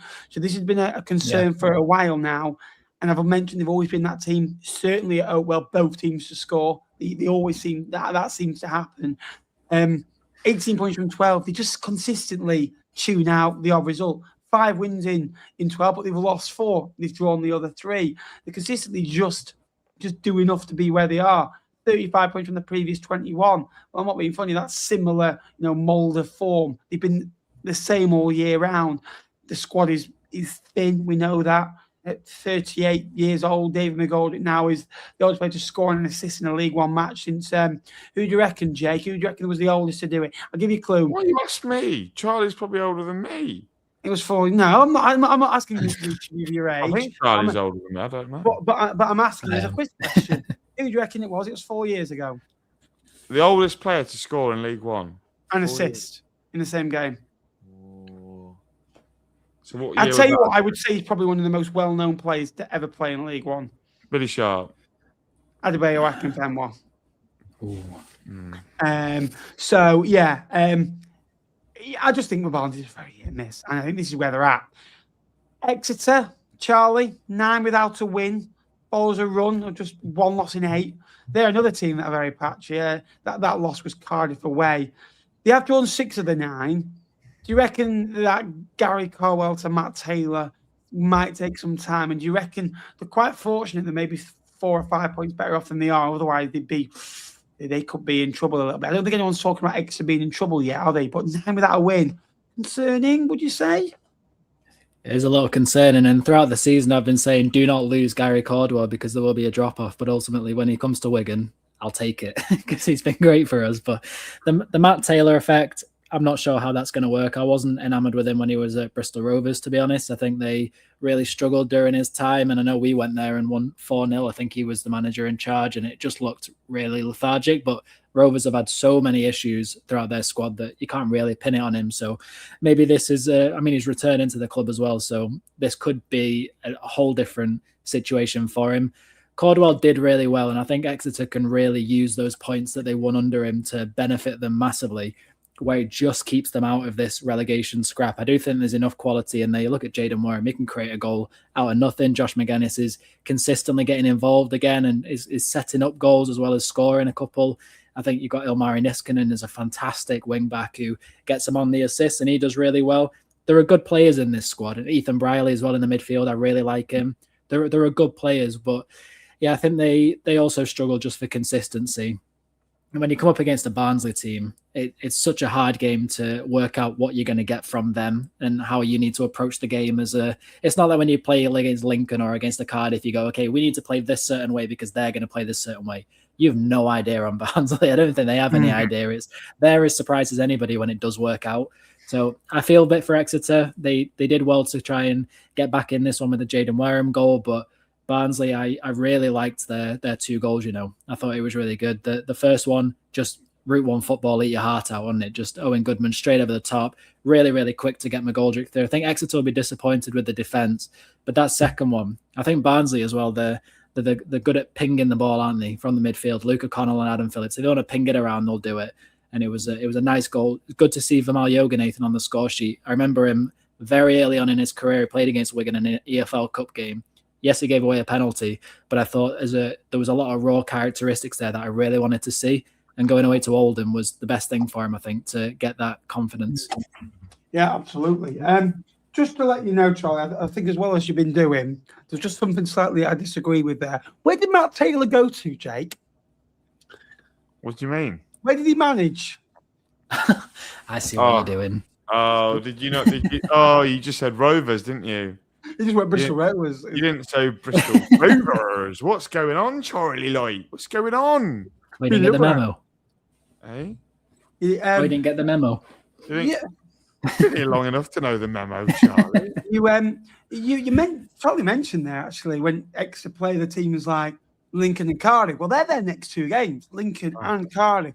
Would you be concerned, Jake, say favourably if the favourites in those games win? And I know football never goes that way, and he can be an element of surprise. Like Exeter won away at Sincil Bank, the weekly mention, it's in. But like they can do the league double over the champions of. Imagine if we do a league double over Cardiff, then Exeter over us 4 days later. Are you kidding me? It does happen. I'm just putting the thing in. All runs have to come to an end. Would you be thinking, say if they lost their next 2 games, it'd be at 37, and it could be just 3 points outside. Do you think this exercise are in trouble now? Because what Matt Taylor is not really long-term security. He's coming in for the last 13 games of the season. I think that's something to do with him. I think the club wanted him longer term, but he said, "I want short." Yeah. What do you make of the appointment? Because it's the first time we spoke about it. But ultimately, what do you think about Exeter's chance? Do you think they'll stay up?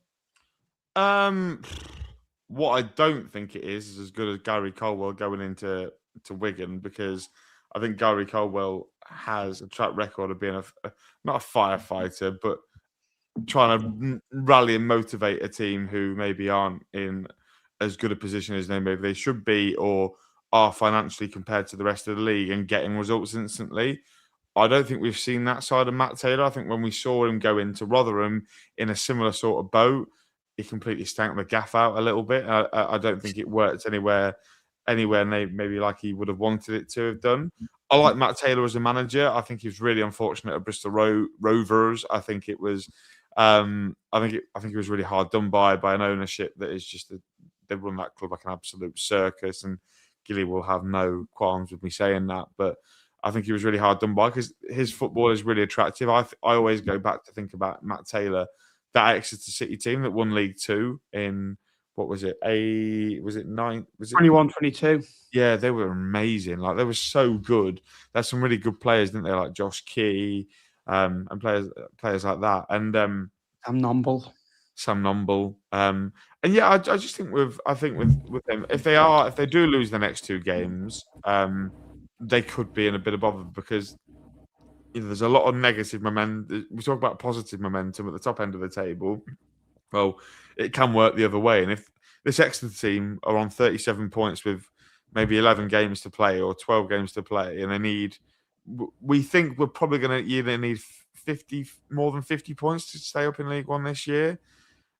It's a real struggle for Exeter to try and find, and they've really got to make the most of these home games. But often when Exeter play, it is these games against the top teams that they often nick something in, isn't it? They went away at Wycombe and won. They obviously won at Sensible Bank, as you love telling me every 7 days. Ironically, on a Sunday while we're live, you never mention it any other time of the week when we have conversations.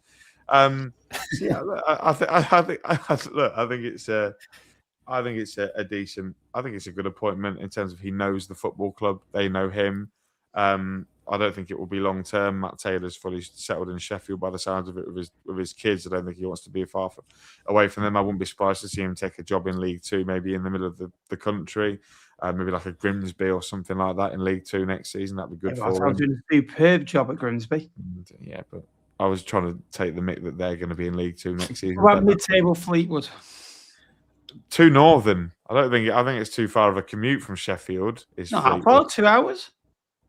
It's a long commute, mate. That I can tell you commute 10 minutes up the road to Wetherspoons. Yeah, no. So just tell people where I work, Jake, live on air. Fantastic. Well, they don't know which Wetherspoons. There's loads. Well, not what you told certain people last year that came to my place of work. Well, I didn't ask them to do that, in fairness, but I will give them the address of your work locate. No, I won't really, because they can find it publicly on the internet. I tweet about it every day. Yeah, no, it's a good appointment, I think, and but I definitely think Exeter will be scrambling around if they don't pick anything up for the next, the next two games. Jane Wareham's 16th goal of the season, 6 in 5. Very. For me, I'd go as far as I think he's been the best striker signing-wise this season. Yes, Marriott's done very well, but you expect 15 goals out of Jack Marriott, I would say. Jane Wareham, if you said Jane Wareham, yeah, well, I think Ballard. Maybe. I think we've got similar. I think we've got the same amount of goals, but I think Ballard's in a better team for Burton. But also, I would say that if you said to Jaden Wareham, I think certain players you go, he's good for 12. He's good for, when you go through your goals in the summer, how many you reckon you're going to go through? And I think we went through Lincoln's, didn't we, about the front four? And I said, I think the front four currently that you've got now, plus Collins, I think can get 50 goals. Well, I don't know what the numbers are now, but I think with Wareham, you go 10 to 12. Well, he's 16. And yes, a bump in his figures. We'll go to our last 3 now. Blackpool and Wigan, 9 points apiece this calendar year now. Although Blackpool are struggling, they've been quite strong at home this year. 7 wins, 5 draws, 6 defeats. Yes, it's not strong, but that's quite strong for a side that are in the bottom 6 of this division. And I don't know whether it's because I follow Fleetwood, and I don't know if it's because Blackpool are a team geographically next to Fleetwood on a map. And if Blackpool say Leyton, Orient, and vice versa. I ultimately always think Blackpool will eventually. When they're winning 1-0 yesterday, I wasn't surprised. That's nothing on Wigan, by the way, because I just think Blackpool, the players that they've got, they will get out of it. But ultimately, they're in a mess. And I don't know if either of you saw Ian Everett's interview. Quite alarming. I think that he basically was hinting at the fact that he didn't want to go for the win. He basically was afraid. Basically, I think that came across about the fragility of his players, that he didn't want to affect them mentally, and he sat in. And they do look poor, this Blackpool side. They really do look poor. Look, you look at it, they took 12 points from Rotherham in those games of Wigan away. They beat Rotherham, they beat Doncaster at home. And they got a good point in there away, somewhere else. I think I can't remember if they drew with Bolton. No, this is like last year. They drew somewhere in between. But then they got a good point. And ultimately, I just think this Blackpool side will. I think it was Lincoln. I just think the consistency, but they don't, and that is an issue with 10 to 11 games to go. And I've always said the home games are going to be massive for them.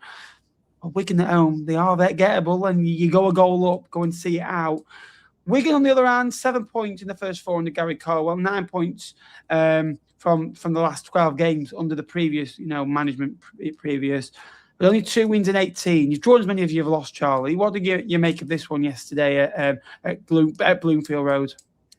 Scrappy one, really scrappy one. The first goal that Blackpool scored, from a Wigan fan perspective, of seeing what we've had to put up with over recent weeks with players and making just silly decisions, it was so frustrating. The amount of times we're just pulling a player's shirt back or giving away a really cheap free kick around the end of the box. It's too many times. We did it against Reading, and then Lewis Wing whipped in the goal, the free kick that Jerry Dorset went and scored. We did it against Stockport County, Callum Wright pulling on Lewis Bates' shirt that he put in for Brad Hills to get the first equaliser. And then we've done it again. You've had the Roel Walters has put the ball into play from a throw-in, and then Callum Wright again just pulling the shirt, and you're allowing Jordan Brown, who I think is a very good footballer, you're allowing him to get on a free kick and whip one in. We had Leyton Chapman, who's made his first start in the EFL. He's our under-21s captain. He's had to come in because we've just been so injury hit. And he ended up going up trying to defend Oliver Casey. The ball's got in right up to the position. And I feel a bit for Chapman because it's a very difficult guy to go and defend against as Oliver Casey when he really gets on you. But I will say, I'm not saying that the goal shouldn't have stood, but Casey has essentially moved Chapman out of the way, 2 hands on the shoulder, and has moved him a little bit to get to the header, and it's gone in. It was a good goal, but the referee throughout the game was making a lot of inconsistent decisions for both teams. I think we did really well to go and get back into the game. Really nice goal from Moxon. Raphael in a 10-second period there was unbelievable. Won the ball back from Walters in our half, gave it to Sadie, got it back. And in my head, I was just about to go around him, and he just put the ball straight past the Ekwe. Really nice. Got to the box, released Joe Taylor, who I thought was going to shoot first time, and he didn't. And then I thought, oh, chance is gone. Taylor's maybe not feeling up to it. I know he's had a bit of a knock recently, but then to square it back and Moxon to score. The biggest problem in that is Bailey Peacock-Farrell. If you go back and watch the highlights, he's just fallen down. He's put his hand out and he's kind of gone too far down. He's not stretched out at all. And that's a shot that he really should be saving. But towards the end of the game, you're talking about Ian Everett's comments. I do agree with it. They were going down a lot, Blackpool players. And it was just like they just wanted that final whistle to come. Any slight contact, they were going down. And then we started to do it as well because I think we were happy with the draw. It made for a game that wasn't an entertaining one to watch. But if we would have gone on and won it, which we could have through Joe Taylor, he just had a ball come off the inside of the post. I'd have been happy with the win, thought we could have deserved it, but I'll take a point. The stats look poor of a poor game, didn't it, Jake? Do you worry about Blackpool? Because Ashley Fletcher, I think it's no goal in 5, 1 in 8. His goals have dried up. It's 13 for the season for their talisman. And you look through the fixtures, and I've always thought, you just think of Blackpool's team, it is good, but there's a lot of injuries and does look weak in some areas now. And I think their next 3 games are Wimbledon away, Doncaster away, and Port Vale at home. If they didn't win any of those 3 games, you then go in Cardiff. Then they're going to have a bumper crowd, I believe, against Burton Albion, where I think they've done a ticketing deal to celebrate the homecoming, which I think is needed as a gesture. Than the Exeter game, and I almost said about Wigan's games, I think in April, where they've got those 6 games in April, where you think, yeah. And you do this time when you pin games. Well, if you're a Blackpool fan, you're thinking, well, out the next 3, you can go maybe get 5. Cardiff, you write off as a defeat, but you never know. Then the 2 home games, you maybe get 4. So they're probably aiming for 9 points, up until, that bank holiday. Maybe Stevenage, you get a point. I'm looking at this. I think Blackpool will struggle to get maybe 13 points. Well, 13 points will take them to 51. What we're saying is going down this year, I think it's 50/51. This Blackpool team, they're bang in trouble. But Wigan, they're still the same points, same as, game less. Do you feel more optimistic about staying in the division? No, I've said it since they appointed Caldwell that I think Wigan will be absolutely fine. I think he'll come in and do the short term. And with Gary Caldwell, and I've had this conversation with Charlie, I think it's the long term that I may be slightly more questionable about rather than the short term. I think he'll come in and comfortably keep Wigan up. Ian Everett is completely the opposite. I think long term, probably really, really good. Short term, does he know how to get a team out of a relegation battle? I don't think he's probably that's not his layer of expertise, I would imagine. The one thing about Blackpool group, and I know Charlie was talking about them going down, and they are the epitome of an Ian Everett team, right? They are rough, but they fall down at the first touch of a shirt. You put one finger on the shoulder, they fall out like they've been sniped by some bloke on the pleasure beach or the top of the tower or whatever. but they're very firm, and they always appeal to the referee. They're all in the referee's face going, well, that's a foul. About 3 or 4 of them. I'm surprised they've not had more fines for surrounding the referee. This is what I found last weekend when we absolutely battered them 4-0. Yeah, I do respect it, though. I will say I do respect it for a team that's scrapping and they do need decisions to try and stop the momentum, to try and go away. I do respect what they did, and I understood why they did what they did. It's just when you feel like you can go and win a game and you feel like you just want to build a rhythm, it's so frustrating to do it. Yeah, it is. It is, and they do that on purpose, don't they? But the thing about this Blackpool team is, like, it is so apparent that their heads just drop when something goes wrong. I think of teams down the bottom at the minute, when they face a little bit of adversity, like a Wigan who go a goal behind and still come back and fight and get an equaliser. Maybe like a Doncaster who fall behind, but they try and get them. Burton, these sorts of teams. With Blackpool, if one minute detail goes against Blackpool, their heads drop and they capitulate. I mean, I saw it last weekend where they were 1-0 down. Fraser Horsfall makes an absolute mare and Rob Street capitalises. But my God, their heads went down for 20 minutes, and that could have been 5 or 6-0. Wigan equalised, through Bailey Peacock Farrell making an absolute pig's ear of a shot from a P-roller from Owen Moxon. Great work from Joey Taylor in the build-up, by the way. What a bloke, what a player. Yeah. But like after that, where was the reaction to go, well, this is a game that we can win? And the reaction was, oh, well, it's not gone our way, so we're going to sit here with a bottom lip out and we're going to pretend like we're too good, but we're not really that interested. I see that stuff in nursery. Do you know what I mean? That's horrific. What are you doing around nursery, Jake? Yeah, I thought that was coming. Yeah, I 1-1. I think I'm about 5. Ironically, I think I'm like 5-1 up. Nappers, but don't worry about that. But yeah, no, it was it's childish. And you can say I learned that from my ex-girlfriend, Nappers, as you well know. Very childish. So, yeah. What if I walked into here tonight? The best sticks going on everything. Don't worry, mate. Yeah. The only small pleasures I get in life is making digs at Jake Tong. That's it. Literally. It's the only reason he ever speaks is to dig at There me. are some, from your shows every Sunday or something, there are some things you do say, and I'll find myself on a Tuesday or Wednesday laughing to myself because I'll just remember something you've said. So they do hit. They are quite funny. you know something, right? Gets to a point of someone commented on my TikTok before going, love how much you're glossing up Lincoln, and they just put the Jake Tong effect in it. Kiss. Just what we do, mate. But yeah, no, it's I think with Blackpool, that's the attitude, isn't it? It's very schoolboy. It's very, I think it's to be an edit though, doesn't it? Do you know what I mean? I said this last week. They are if a team are more of an image of the manager than Blackpool are of Ian Evatt, I'd be very surprised. Yeah, I just Blackpool could go down. Like, as good as the individual quality that they've got over the pitch, that attitude and that inability to face adversity is exactly why Port Vale have been rubbish at it all season, right? But now they've started to get a little bit better at it, admittedly. But they've just been horrific. Once they can see the goal, their heads drop. And I mean, I've played in some pretty bad Sunday League teams. Once it gets to 1-0, it might as well be 8-0. Do you know what I mean? Yeah. Believe me, I've been there as well, many times. I think the one thing is that you look at Rotherham and they're not great, but there's an ounce of fight there, and they are in games. I think with Blackpool, I think they do give up, and I think that Huddersfield and Bolton, they had victories in the hand and they lost the victory and they got draws.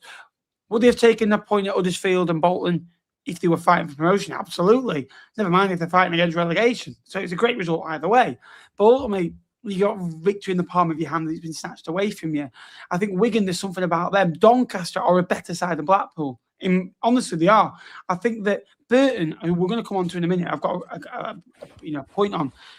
I think that regularly they'll get 2 more points out, and there's more fighting qualities. I think Blackpool's just a team of passengers and players. And if you were to pick a lot of Burton players, there's 5 or 6 that are very good that I think can go on. But other than that, I think they're very lucky to be in League One. Some of them at Burton and some at Leyton, Orient and some at Rotherham.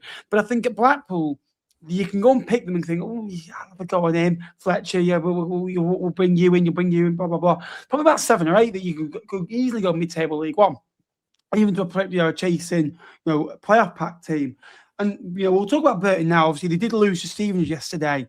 Now, all season I have felt this. So I was on the train before and I thought, right, 36 games. It's nice to break up to 12-game blocks. The first 12, Burton Albion took 12 points. They won 3, they drew 3, they lost 6. The next 13, the next 12, they got a little bit better. They won 4, they drew 3, they lost 5. They had the win against Bradford in there. The win against Blackpool was in there. 15 points. The last 12, 3 wins, 4 draws, 5 defeats, 13 points.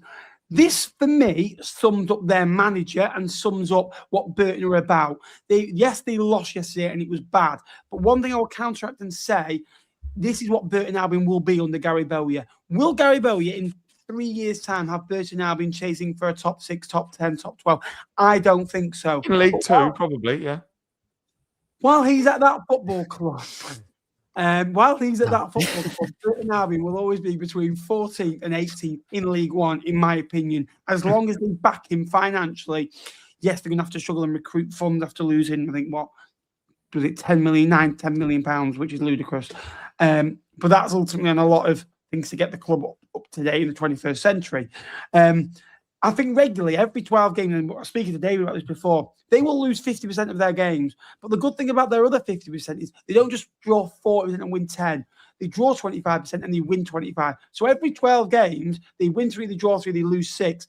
That they're picking up 12 points. You're picking up a point a game. And if you can go on a bit of a flurry and get maybe back-to-back wins or get 15 points from your next 12, you'll regularly be okay.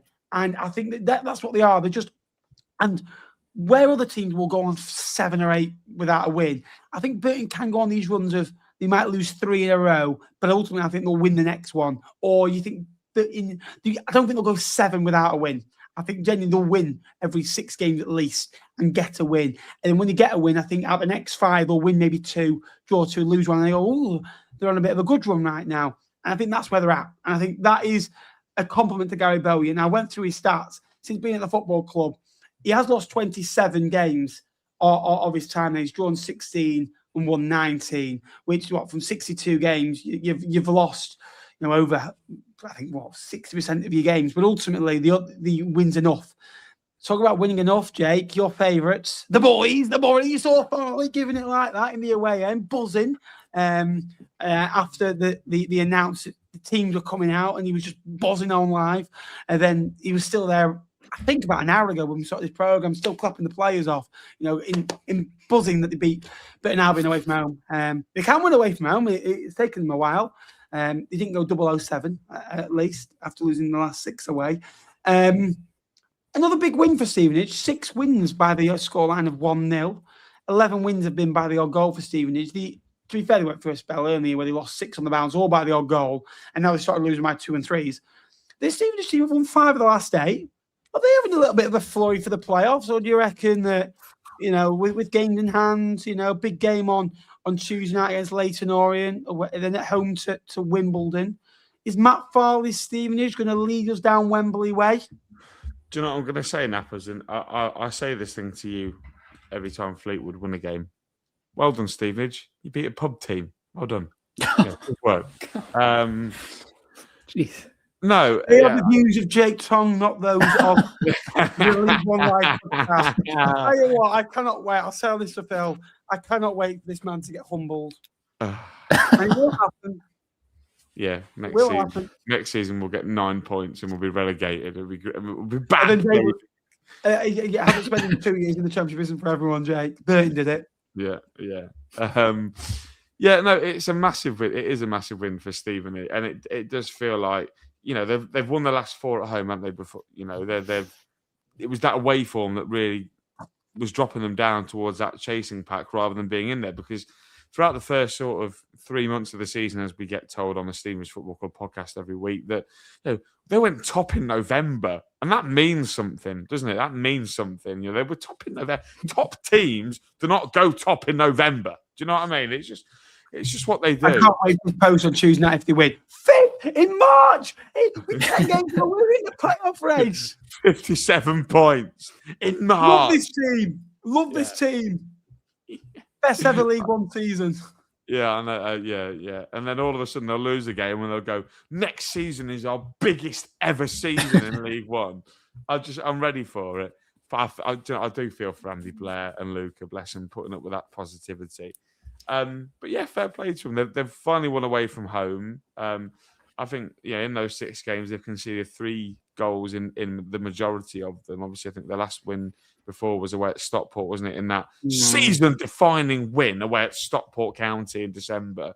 Sorry, I've been listening to Farley far too much. But yeah, no, it is a great result.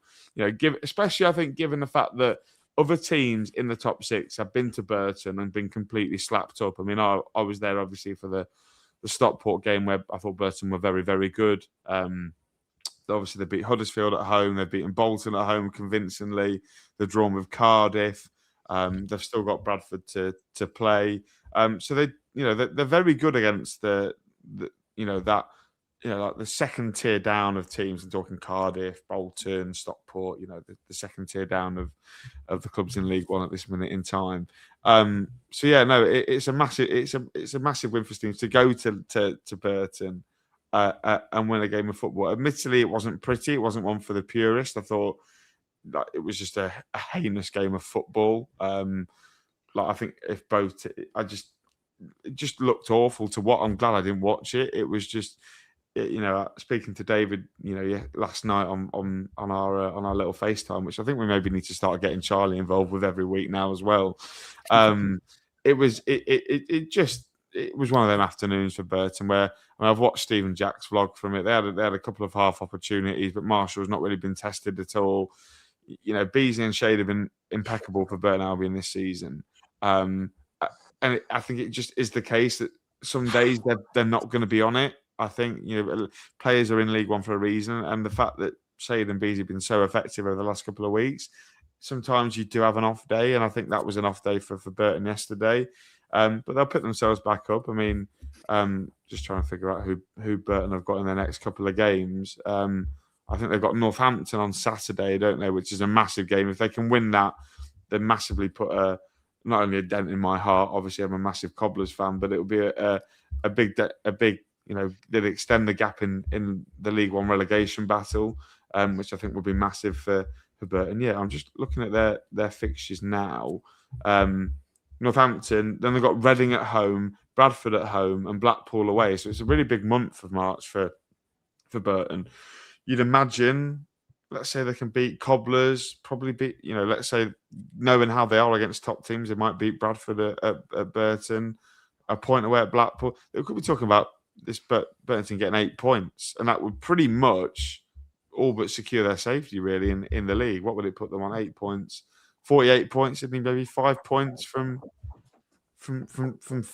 6 games. Definitely doable, isn't it, for Burton? So, it was a big win for Stevenage, but yeah, Burton. I still think that they're in a good position to keep themselves in the league this year. Yeah, I agree with you. If you could all do us a favour, like the stream, appreciate it as always. We've got 2 games to go. Huddersfield 1, Rotherham 0. Back into the playoffs for the Terriers. On point per game and momentum, they would finish 8th, though, on 71 games. 5 wins in 9 under Lee Manning. Frustrations from the Terriers faithful. We had a shot was ringing around the stadium yesterday. Bit of a stat, 16 points from 9 under Lee Manning. Got 14 points under the last 9 under Lee Grant, 20 points under the last 12. So PPG-wise, hasn't really got that much better for them. And you saw, I think, don't know if you folks saw Lee Grant's LinkedIn post where he basically put about top 6, where he got into the cup, blah, blah, blah. And I thought it was a bit of a dig. And sounded like Dino, didn't it? Me. Yeah, absolutely. I'll tell you what. I could tell you stories about that bloke from his time at Barrow already. That's all I could say. But where do you stand on the Terriers, Charlie? Because me and Jake are overly convinced. I just think they'll get a good result, and they're not consistent enough. They don't back it up, and I think that I just think they're just that little bit short. I don't know what it's missing. I just think it's missing an ingredient. Yeah, there's something not fully right there, but you can't criticize really the home form results-wise. But I think you can kind of ask for a bit more convincing, and that's what they've not been this season. I know we welcomed them to the DW a few weeks ago, and I thought they were one of the least convincing sides that we've seen. What are you pulling your face at? DW? Do you mean the Brick Community Stadium? Do you mean? Oh yeah, the Brick. Brick Community Stadium with Barry Worthington and Paul Cook. I tell you what, right, I pulled it right. I didn't know he was ringing me. Anyway, he goes, "Have you seen that, Jake? He's not answering me calls." He goes, "He'll be ringing me later when that clown Lowe is playing 5 at back and he goes, oh, but I know I do that, Jake. He's a cracking lad, isn't he? He's brilliant." Charlie is this every week. He's probably already spoken to Barry today. He's spoken to Barry today. We have. Yeah, we recorded at 4 o'clock, so we've already done ours. And is he well? Yeah, he's good. We must call every single day, just complaining about how season goes. So, sounds like Barry. My starred favourite in my contacts. It's just like he's got me on speed dial, I think. Alongside Nappers, of course, as starred. Alongside, yeah. Championship as well. Yeah, well, we've got each other. You've got a championship on speed dial, Jake. We've actually got human beings. I can't wait to bring him next year out and tell him about all my problems in life. Speak to him and he goes, "Sorry, mate, there's a bit of a delay here." And I go, "Why?" And he goes, "Just because of the league difference is now such a big gap."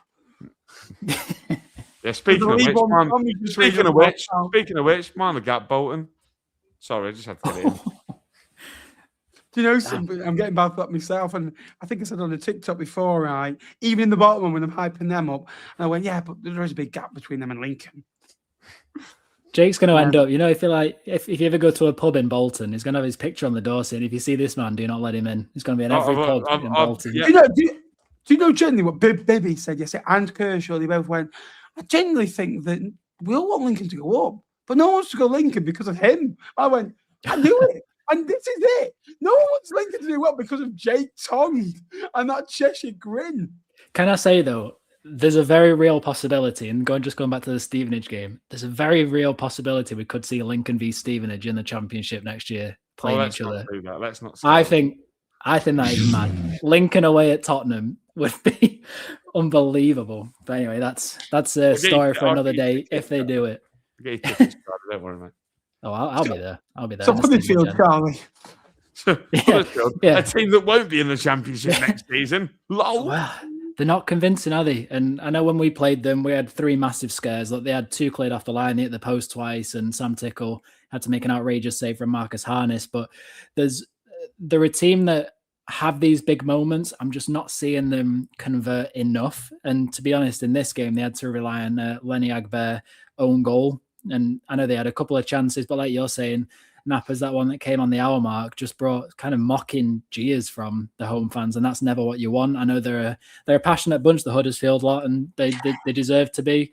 They're a very big football club, I think, in the EFL levels. They've obviously been up to the Premier League and the Championship, and they're a team that deserve more on the field, I think, and I just don't think they're seeing it.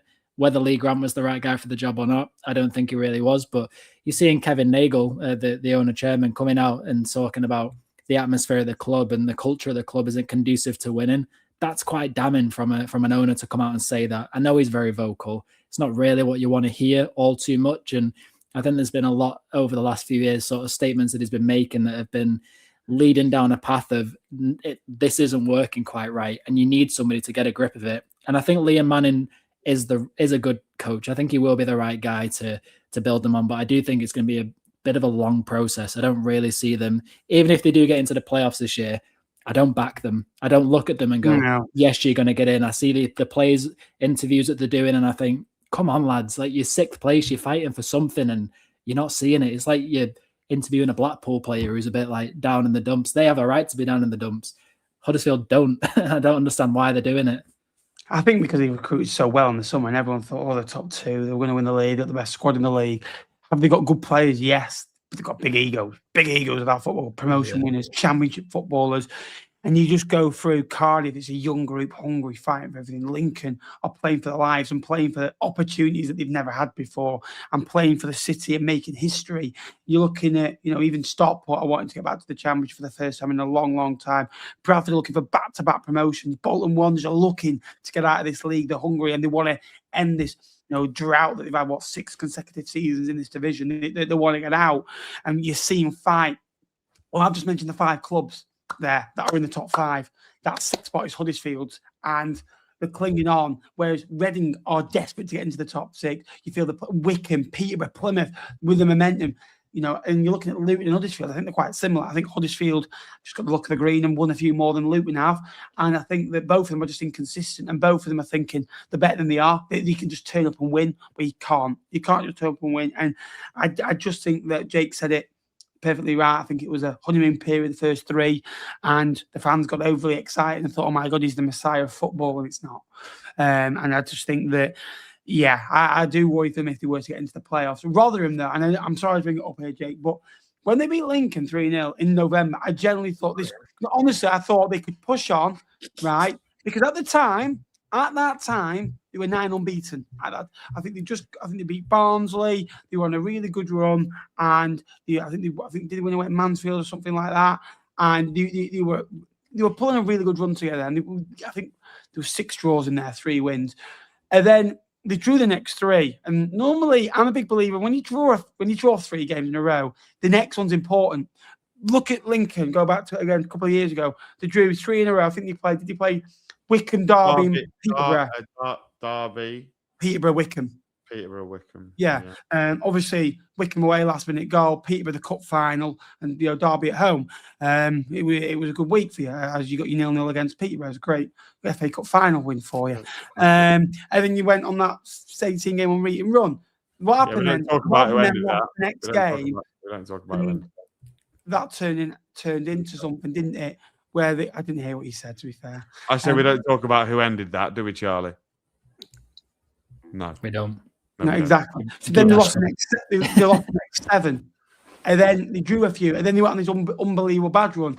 In their last 20 games, they've lost 12, they've won 3, they've drawn 5. It's 14 points. That's nowhere near good enough. The previous 15, 21 points. That's 63 points over a League One season. That's top 12 form. They were in and around it. They were doing all right. And then, what do you make of them, Jake? Because I just think they're so flat. I think everyone expected this year from Rotherham. I think that you've seen a back off in funds. They've got, I think, one of the most expensive season tickets in the division. I think that they're not really. I think as a football club, they're ran. They've done very well over the years, but now they're probably being reined in a little bit more. Matt Hamshaw gave the job. I think that was a sign of things to come. No disrespect, but the cheap option, hiring from within and hoping it works. Bit of a flurry in the interim, gave the job and it went poor.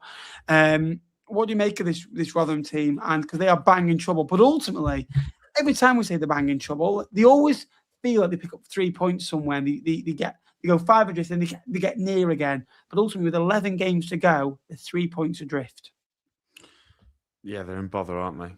Rotherham United, unfortunately for their supporters, they are right up a creek without a paddle. I just think I've said it so many times about Matt Hamshaw, and we had a conversation with Lee Frexington about it, Nappers, didn't we? I think we bring it up nearly every week when we talk about Rotherham getting beat. How he said how it's very different being a head coach to what it is being just a regular coach, and I think he's finding that now, because going to the New York, I mean, it's a toxic place anyway. Really, the crowds are getting lower. People are deciding not to go anymore, and it doesn't help the team on the pitch. It doesn't really help that they've got a young team as well. I think they've gone down the whole trying to buy assets, haven't they? Obviously, they've signed Baptiste, they've signed Angie Martha. What's the fella that they signed? Adebayaga this window as well. They've already got young players like Harry Gray, Dan Gore, Biancheri. Is that how you pronounce his name? The kid from Manchester United. Yeah. I was going to say, Nappers, I like how you skirted around the goal scorer in this particular game, because I don't think you'd know how to pronounce it. Give me a go. I'll do it. You can have a go here. All right. I'm intrigued. Agbera. Pretty close. Lenny Agbear, I'd say. Yeah, Agbear is what I would go for. But like, you had a little French accent onto it, Nappers. I loved that. Big fan of that. But to be fair, like, I was watching the Bolton game, the extended hour, and they went, Ruben Rodriguez. I was like, what? I was like, Ruben Rodriguez. That's what the commentator was saying in that game. Christ. To be fair, maybe we're all saying Ruben Rodriguez, we might not be factually correct. I think, Nappers, you've got to roll your R's if you can just give that a go for us. You got to roll the Ruben and roll the Rodriguez, the two rolls there. Yeah, I'm excited to hear this. What do you mean roll? What does that mean? The Spanish roll your R's, Nappers. Ruben Rodriguez. I'm not quite sure that. That's Italian, Nappers. I just ordered a pizza. Just on and throw your toys at the prom and go, Declan Rice should never have been sent off. Nappers, you've gone the wrong side of the med there, Nappers, but do you know what? Fair play. Fair play. Yeah, I think the toxicity and the young team it adds to a little bit of a concoction of disaster, really, and then that's what we're finding with Rotherham United this season. Because as a football club, they probably are a League One, top-end League One football club in terms of size and stature, maybe, but they're just being run like a pub team. Like, genuinely, I think Maltby Main are being run better than them. And they're a team that I played against once for AFC Mansfield. They're basically Sunday League. It's a bad situation at Rotherham, and you can't see them getting out. I know you say they pull a result out of nowhere, but like I attempted to watch them against Mansfield the other night, and they were just so horrific. It was so boring. Like I nearly fell asleep trying to watch them. They've got no identity. They've got no game plan. This Rotherham team are banging trouble. Yeah, goals 22nd in the division, just a 33. Goals conceded per game, they are okay. 16th possession in the bottom 5. Clean sheets only kept 8. XG, the 4th lowest in the division. Shots on target, 4th lowest in the division. It is a worry. I just want to talk about their away form very quickly as well. Yeah, you go for it. 24th in the away form table is Rotherham, 11 points from 17 games. Nappers, I know you like your points per game. That's 0.65 points per game away from home, which would, on this trajectory, net them 15 points from 23. That is not good enough. And the worrying bit is their final fixtures against the bottom 8. They've completed them all at home. They've got 4 against the current bottom 8 away from home. Peterborough United, Wigan, Leyton Orient and Port Vale. Now, if they're going at 0.65 points per game away from home and they're in desperate need of points, that's a really tough bunch to play because all of them fighting for something. Peterborough probably less so. I don't think they've really got much to fight for unless they wildly make a late charge of the playoffs, which I think is a bit out of the question. But Wigan, Orient and Port Vale again, a little bit less, but there's a lot of points to play there. And I think Rotherham are really struggling. I remember going back to a Cardiff game recently, and it seemed that when they were under pressure, shoulders dropped and they're going, you know what, just go and score then. Just go and put us out of our misery. And I've seen that a few too many times this year. A little bit of a spirited performance against Huddersfield at times, but not enough. You've got to go and win these games or at least get a point. Yeah, I agree with you. I think that's a bit of an issue for them. And I think all season they felt flat and they just get an odd result here and there against a poor side. And I think that's all they rely on. I know you've backed them to the hill here, Jake. Obviously Wimbledon against Northampton, you've backed the Cobblers to the hill, and I know you've got an affection with the football club. But talk me through Northampton, second from bottom. I just feel with them, they don't score goals. They look flat. They look another bad defeat this afternoon. Wimbledon did win that game by 1 goal to 0. What do you make of it? Well, I was probably having a expensive cheese toasty at the time, so I don't. So you didn't buy it, yeah? I did actually. I bought my sister and her boyfriend around. 30 quid on 3 sandwiches.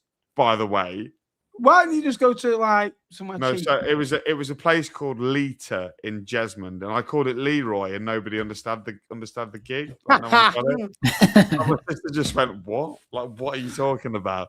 I went, "God, he was such a Barclaysman, Leroy Leyton."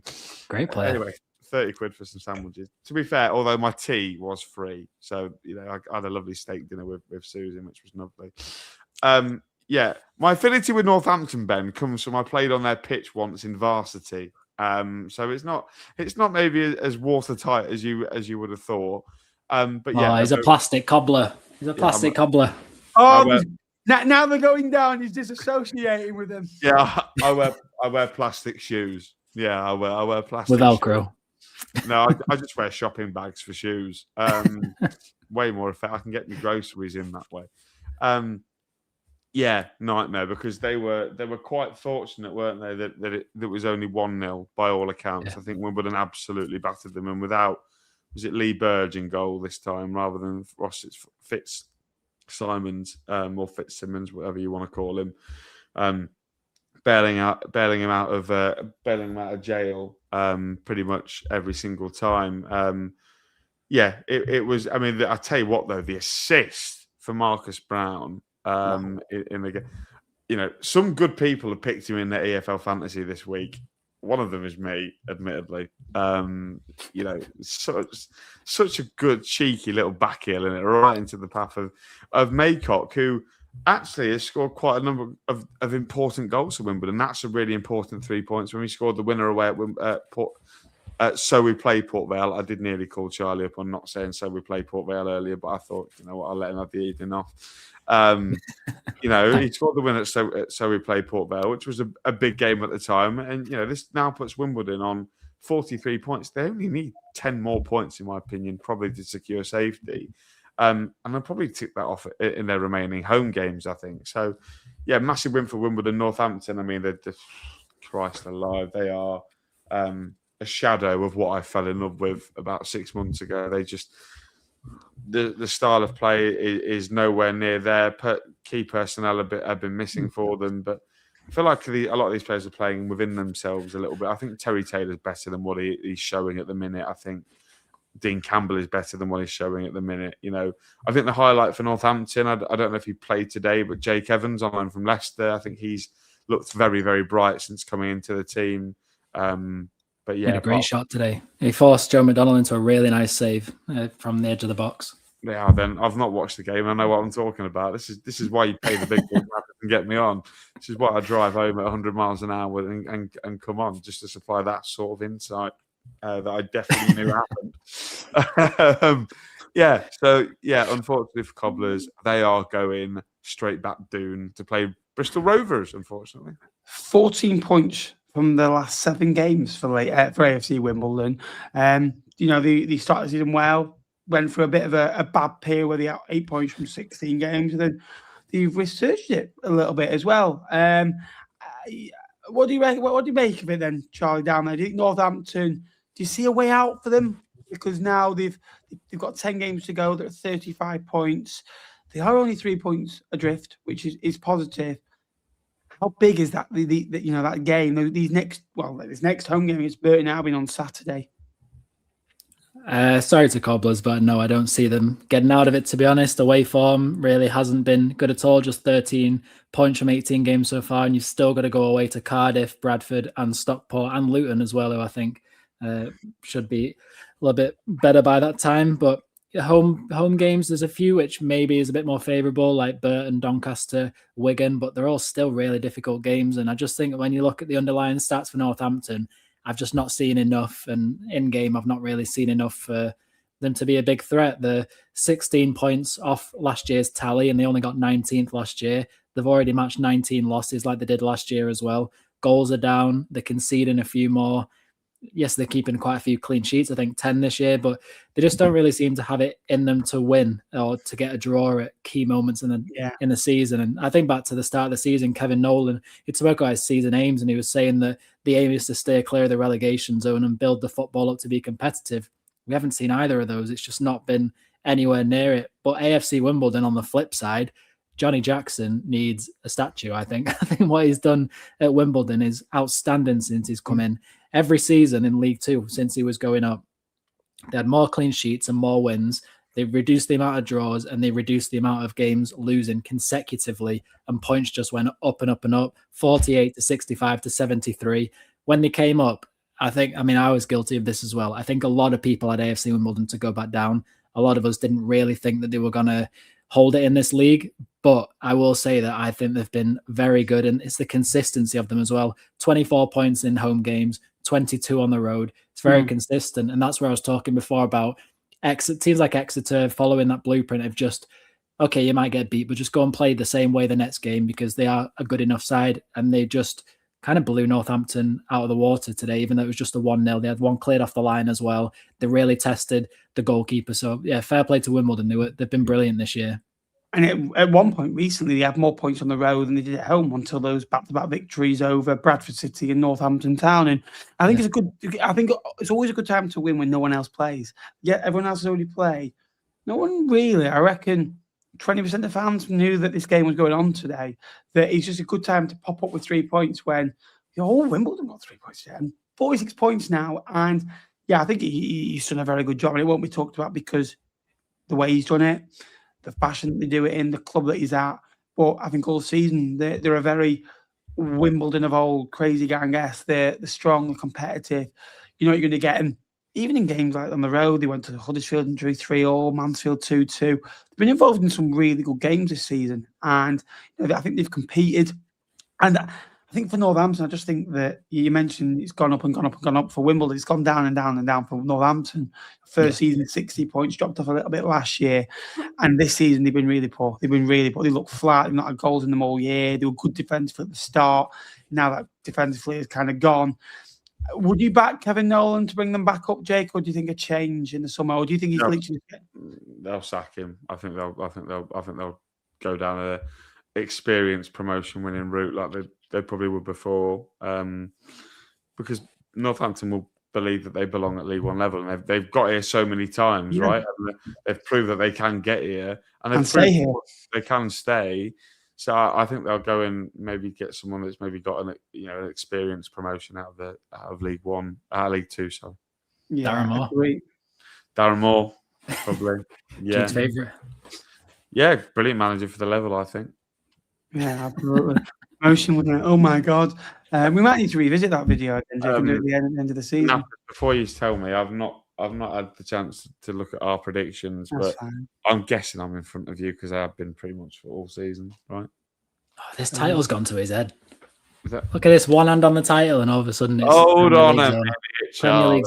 Hold on. One hand? Do you mean two? No, we do have some games to predict. Do you want to get involved, Charlie? You're going to predict some games with us? I'll get involved, yeah. Yeah, fantastic. Right, because we've got Tuesday night games to look forward to. Let me just. We've been live for nearly 2 hours. Yeah, I know. God. Thank God for Mansfield and Port Vale's progression in the cups. Yeah. Did you see Ben Waine doing the Alan Shearer against? Tom Hopper. Yeah, I thought that's cute. Tom Hopper's already done that one. Good effort, mate. Right. At Sunderland as well. At Sunderland. He went down Wembley. This guy went down Wembley Way when Sunderland were there against Wycombe. Going, I'm thinking, oh my God. And then he goes, oh yeah, we did you. My team did you at the playoffs last year. Yeah, it's simple. Yeah, we did. Nappers, we're doing a show Wednesday night, aren't we? Yeah. Cool. What else to do, have we? So you know what you said before about petulant and childish, about they're a reflection of that at times. I thought I mentioned his ex-girlfriend again.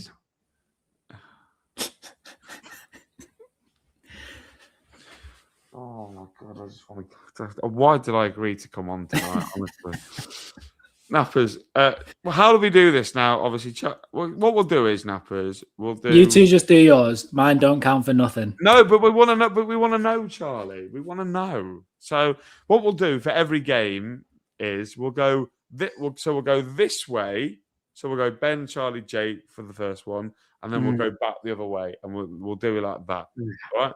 Be like the ABBA penalties. ABBA. Abab. We love Abab, don't we, Nappers? Or more like we love a kebab, don't we, Nappers? Kebab, chicken kebab, right? Hear me out. Healthy. Just chicken and bread. It's why. It's just right. Sweet. Gets a bad rep, doesn't it? It's just chicken and bread. That's all it is. He's just chicken and bread. How are they unhealthy? How hungry are you, Nappers? Do you want to go get a kebab? Huh? Don't mind, yeah. Right, Nappers, starting with you. Jesus Christ. It's nearly 10 o'clock at night. I like all the people who might have just tuned in for football chat and Nappers is yelling about just chicken and bread. They're probably confused, aren't they? Probably. I'm confused. I've been here for the last 2 hours. Ben, Barnsley versus Cardiff. Cardiff bouncing back. 2-0 Cardiff. Charlie? 1-1. I think Cardiff going up to Barnsley on a Tuesday night. If conditions aren't great, Barnsley can play how they want. I think they'll frustrate. 1-1. Like that. Do not get me excited like that. McGoldrick's going to score and do the Shearer run down in front of Cardiff fans. The Shearer in front of Cardiff? He might. You never know. McGoldrick's on fire. Are they going to nibble? I'm going to go Barnsley 1, Cardiff 2, I think, for that one. Doncaster but Luton. Yeah, me and Palmex agree. Just you wait till we get to Leyton. Donny versus Luton next. Then I'm going to go Donny 2, Luton 1. I'm going to go Donny 2, Luton 2. I don't think Luton have got it in them to go and scrap. Donny 1, Luton 0. Yeah. Wow. Coming to you then, Ben. Road trip Tuesday night. Plenty of baked goods in the car. I'm going to demolish them and take pictures and show you. Exeter versus Lincoln, Nappers. Exeter 1, Lincoln 2. You just stayed down there, haven't you? I don't think Lincoln have gone back to Lincoln. No, they've stayed at Bristol. They're in Bristol at the minute. I just think that the way... Yeah, Gilly's gone around every single facility trying to find them and, just do it a little bit. Do you reckon Riley Towers looking for his doors? I nearly just swore I love Riley Towers. Great player. Really good player. I don't think Tyler gets the credit he deserves, to be honest. I think Lincoln should make light work of Exeter, really.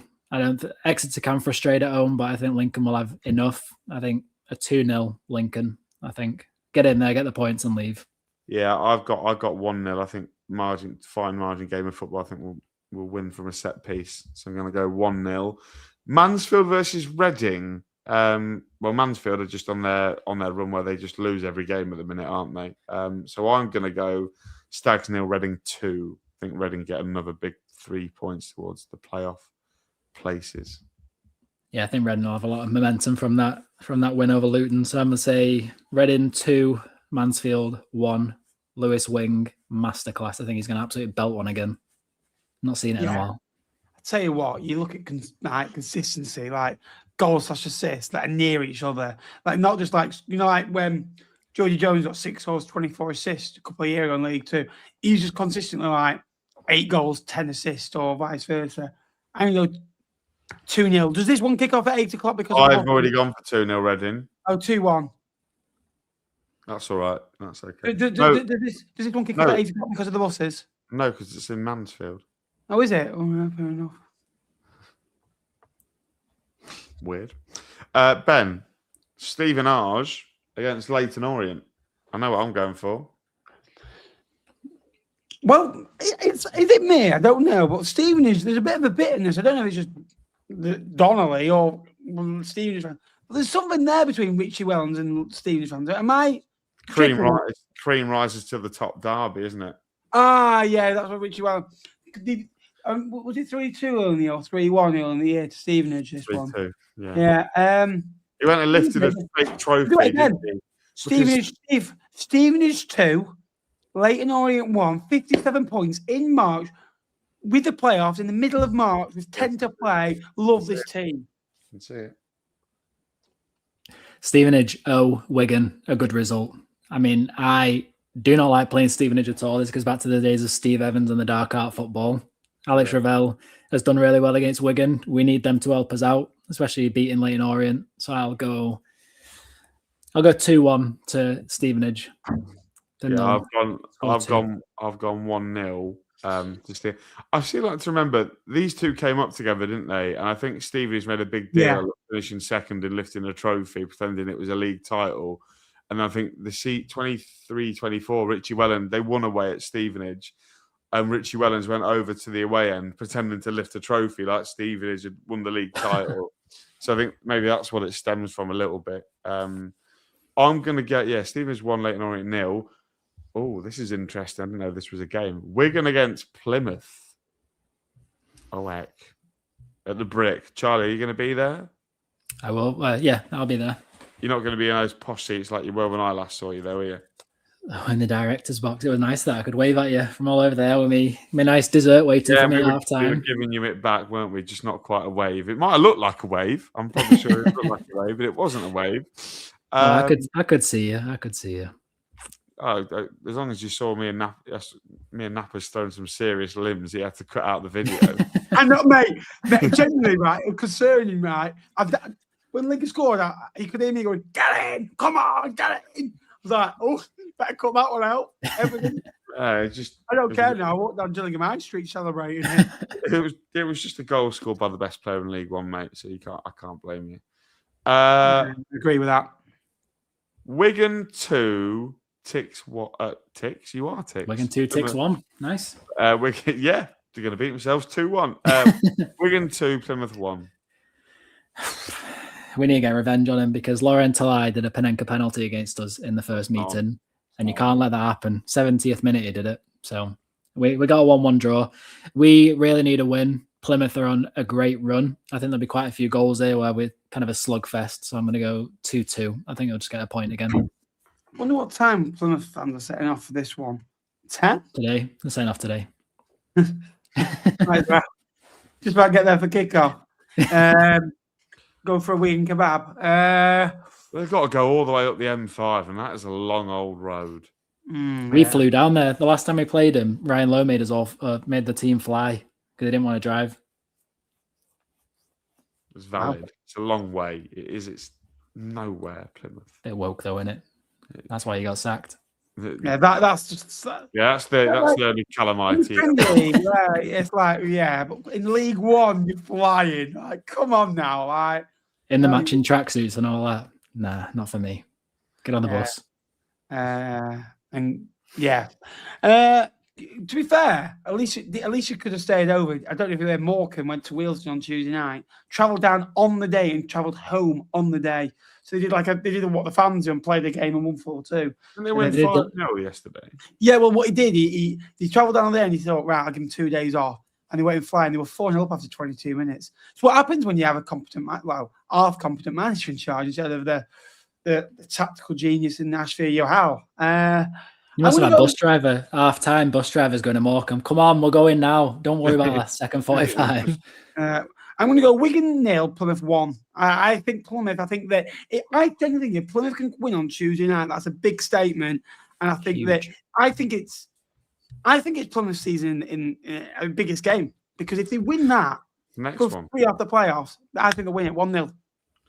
Who was it? A couple of seasons ago had a resurgence from relegation zone, and was it Leyton Orient, and they just went up and up and up and up, and they just could not be stopped. They had 16 points from 16 games, I think, last season even, and they finished on 76. I think, they got 6 from the last 30. Blackpool as well. Blackpool did it. Blackpool did it. And they had 16 from 16, and on this unbelievable run, I think they got like 62 points from the last 30, and then beat Oxford in the playoffs 3-0 away. I think drew 2-2 at home, and then beat Lincoln in the final. And what do you mean? You think you were there, Nappers? You had a season ticket. Yeah, I was actually that game. I actually watched in the thatched. No, where did I watch it? Was it in the thatched? I watched it in the. I think it was a thatched in Bolton, and believe me, there's a lot of fans reminding me. I was there. That was good. I watched the final in the pub in St Anne's, and I was like, yeah, great. What are we predicting the game? Yeah, well, it's me now. No, it's you. Wimbledon against Blackpool, Nappers. Wimbledon 0. I've got to do it. There's reasons. There's reasons. Right. Get your tangerine out, Nappers. 1 Blackpool 0. It's a 2-hour show. Oh, God.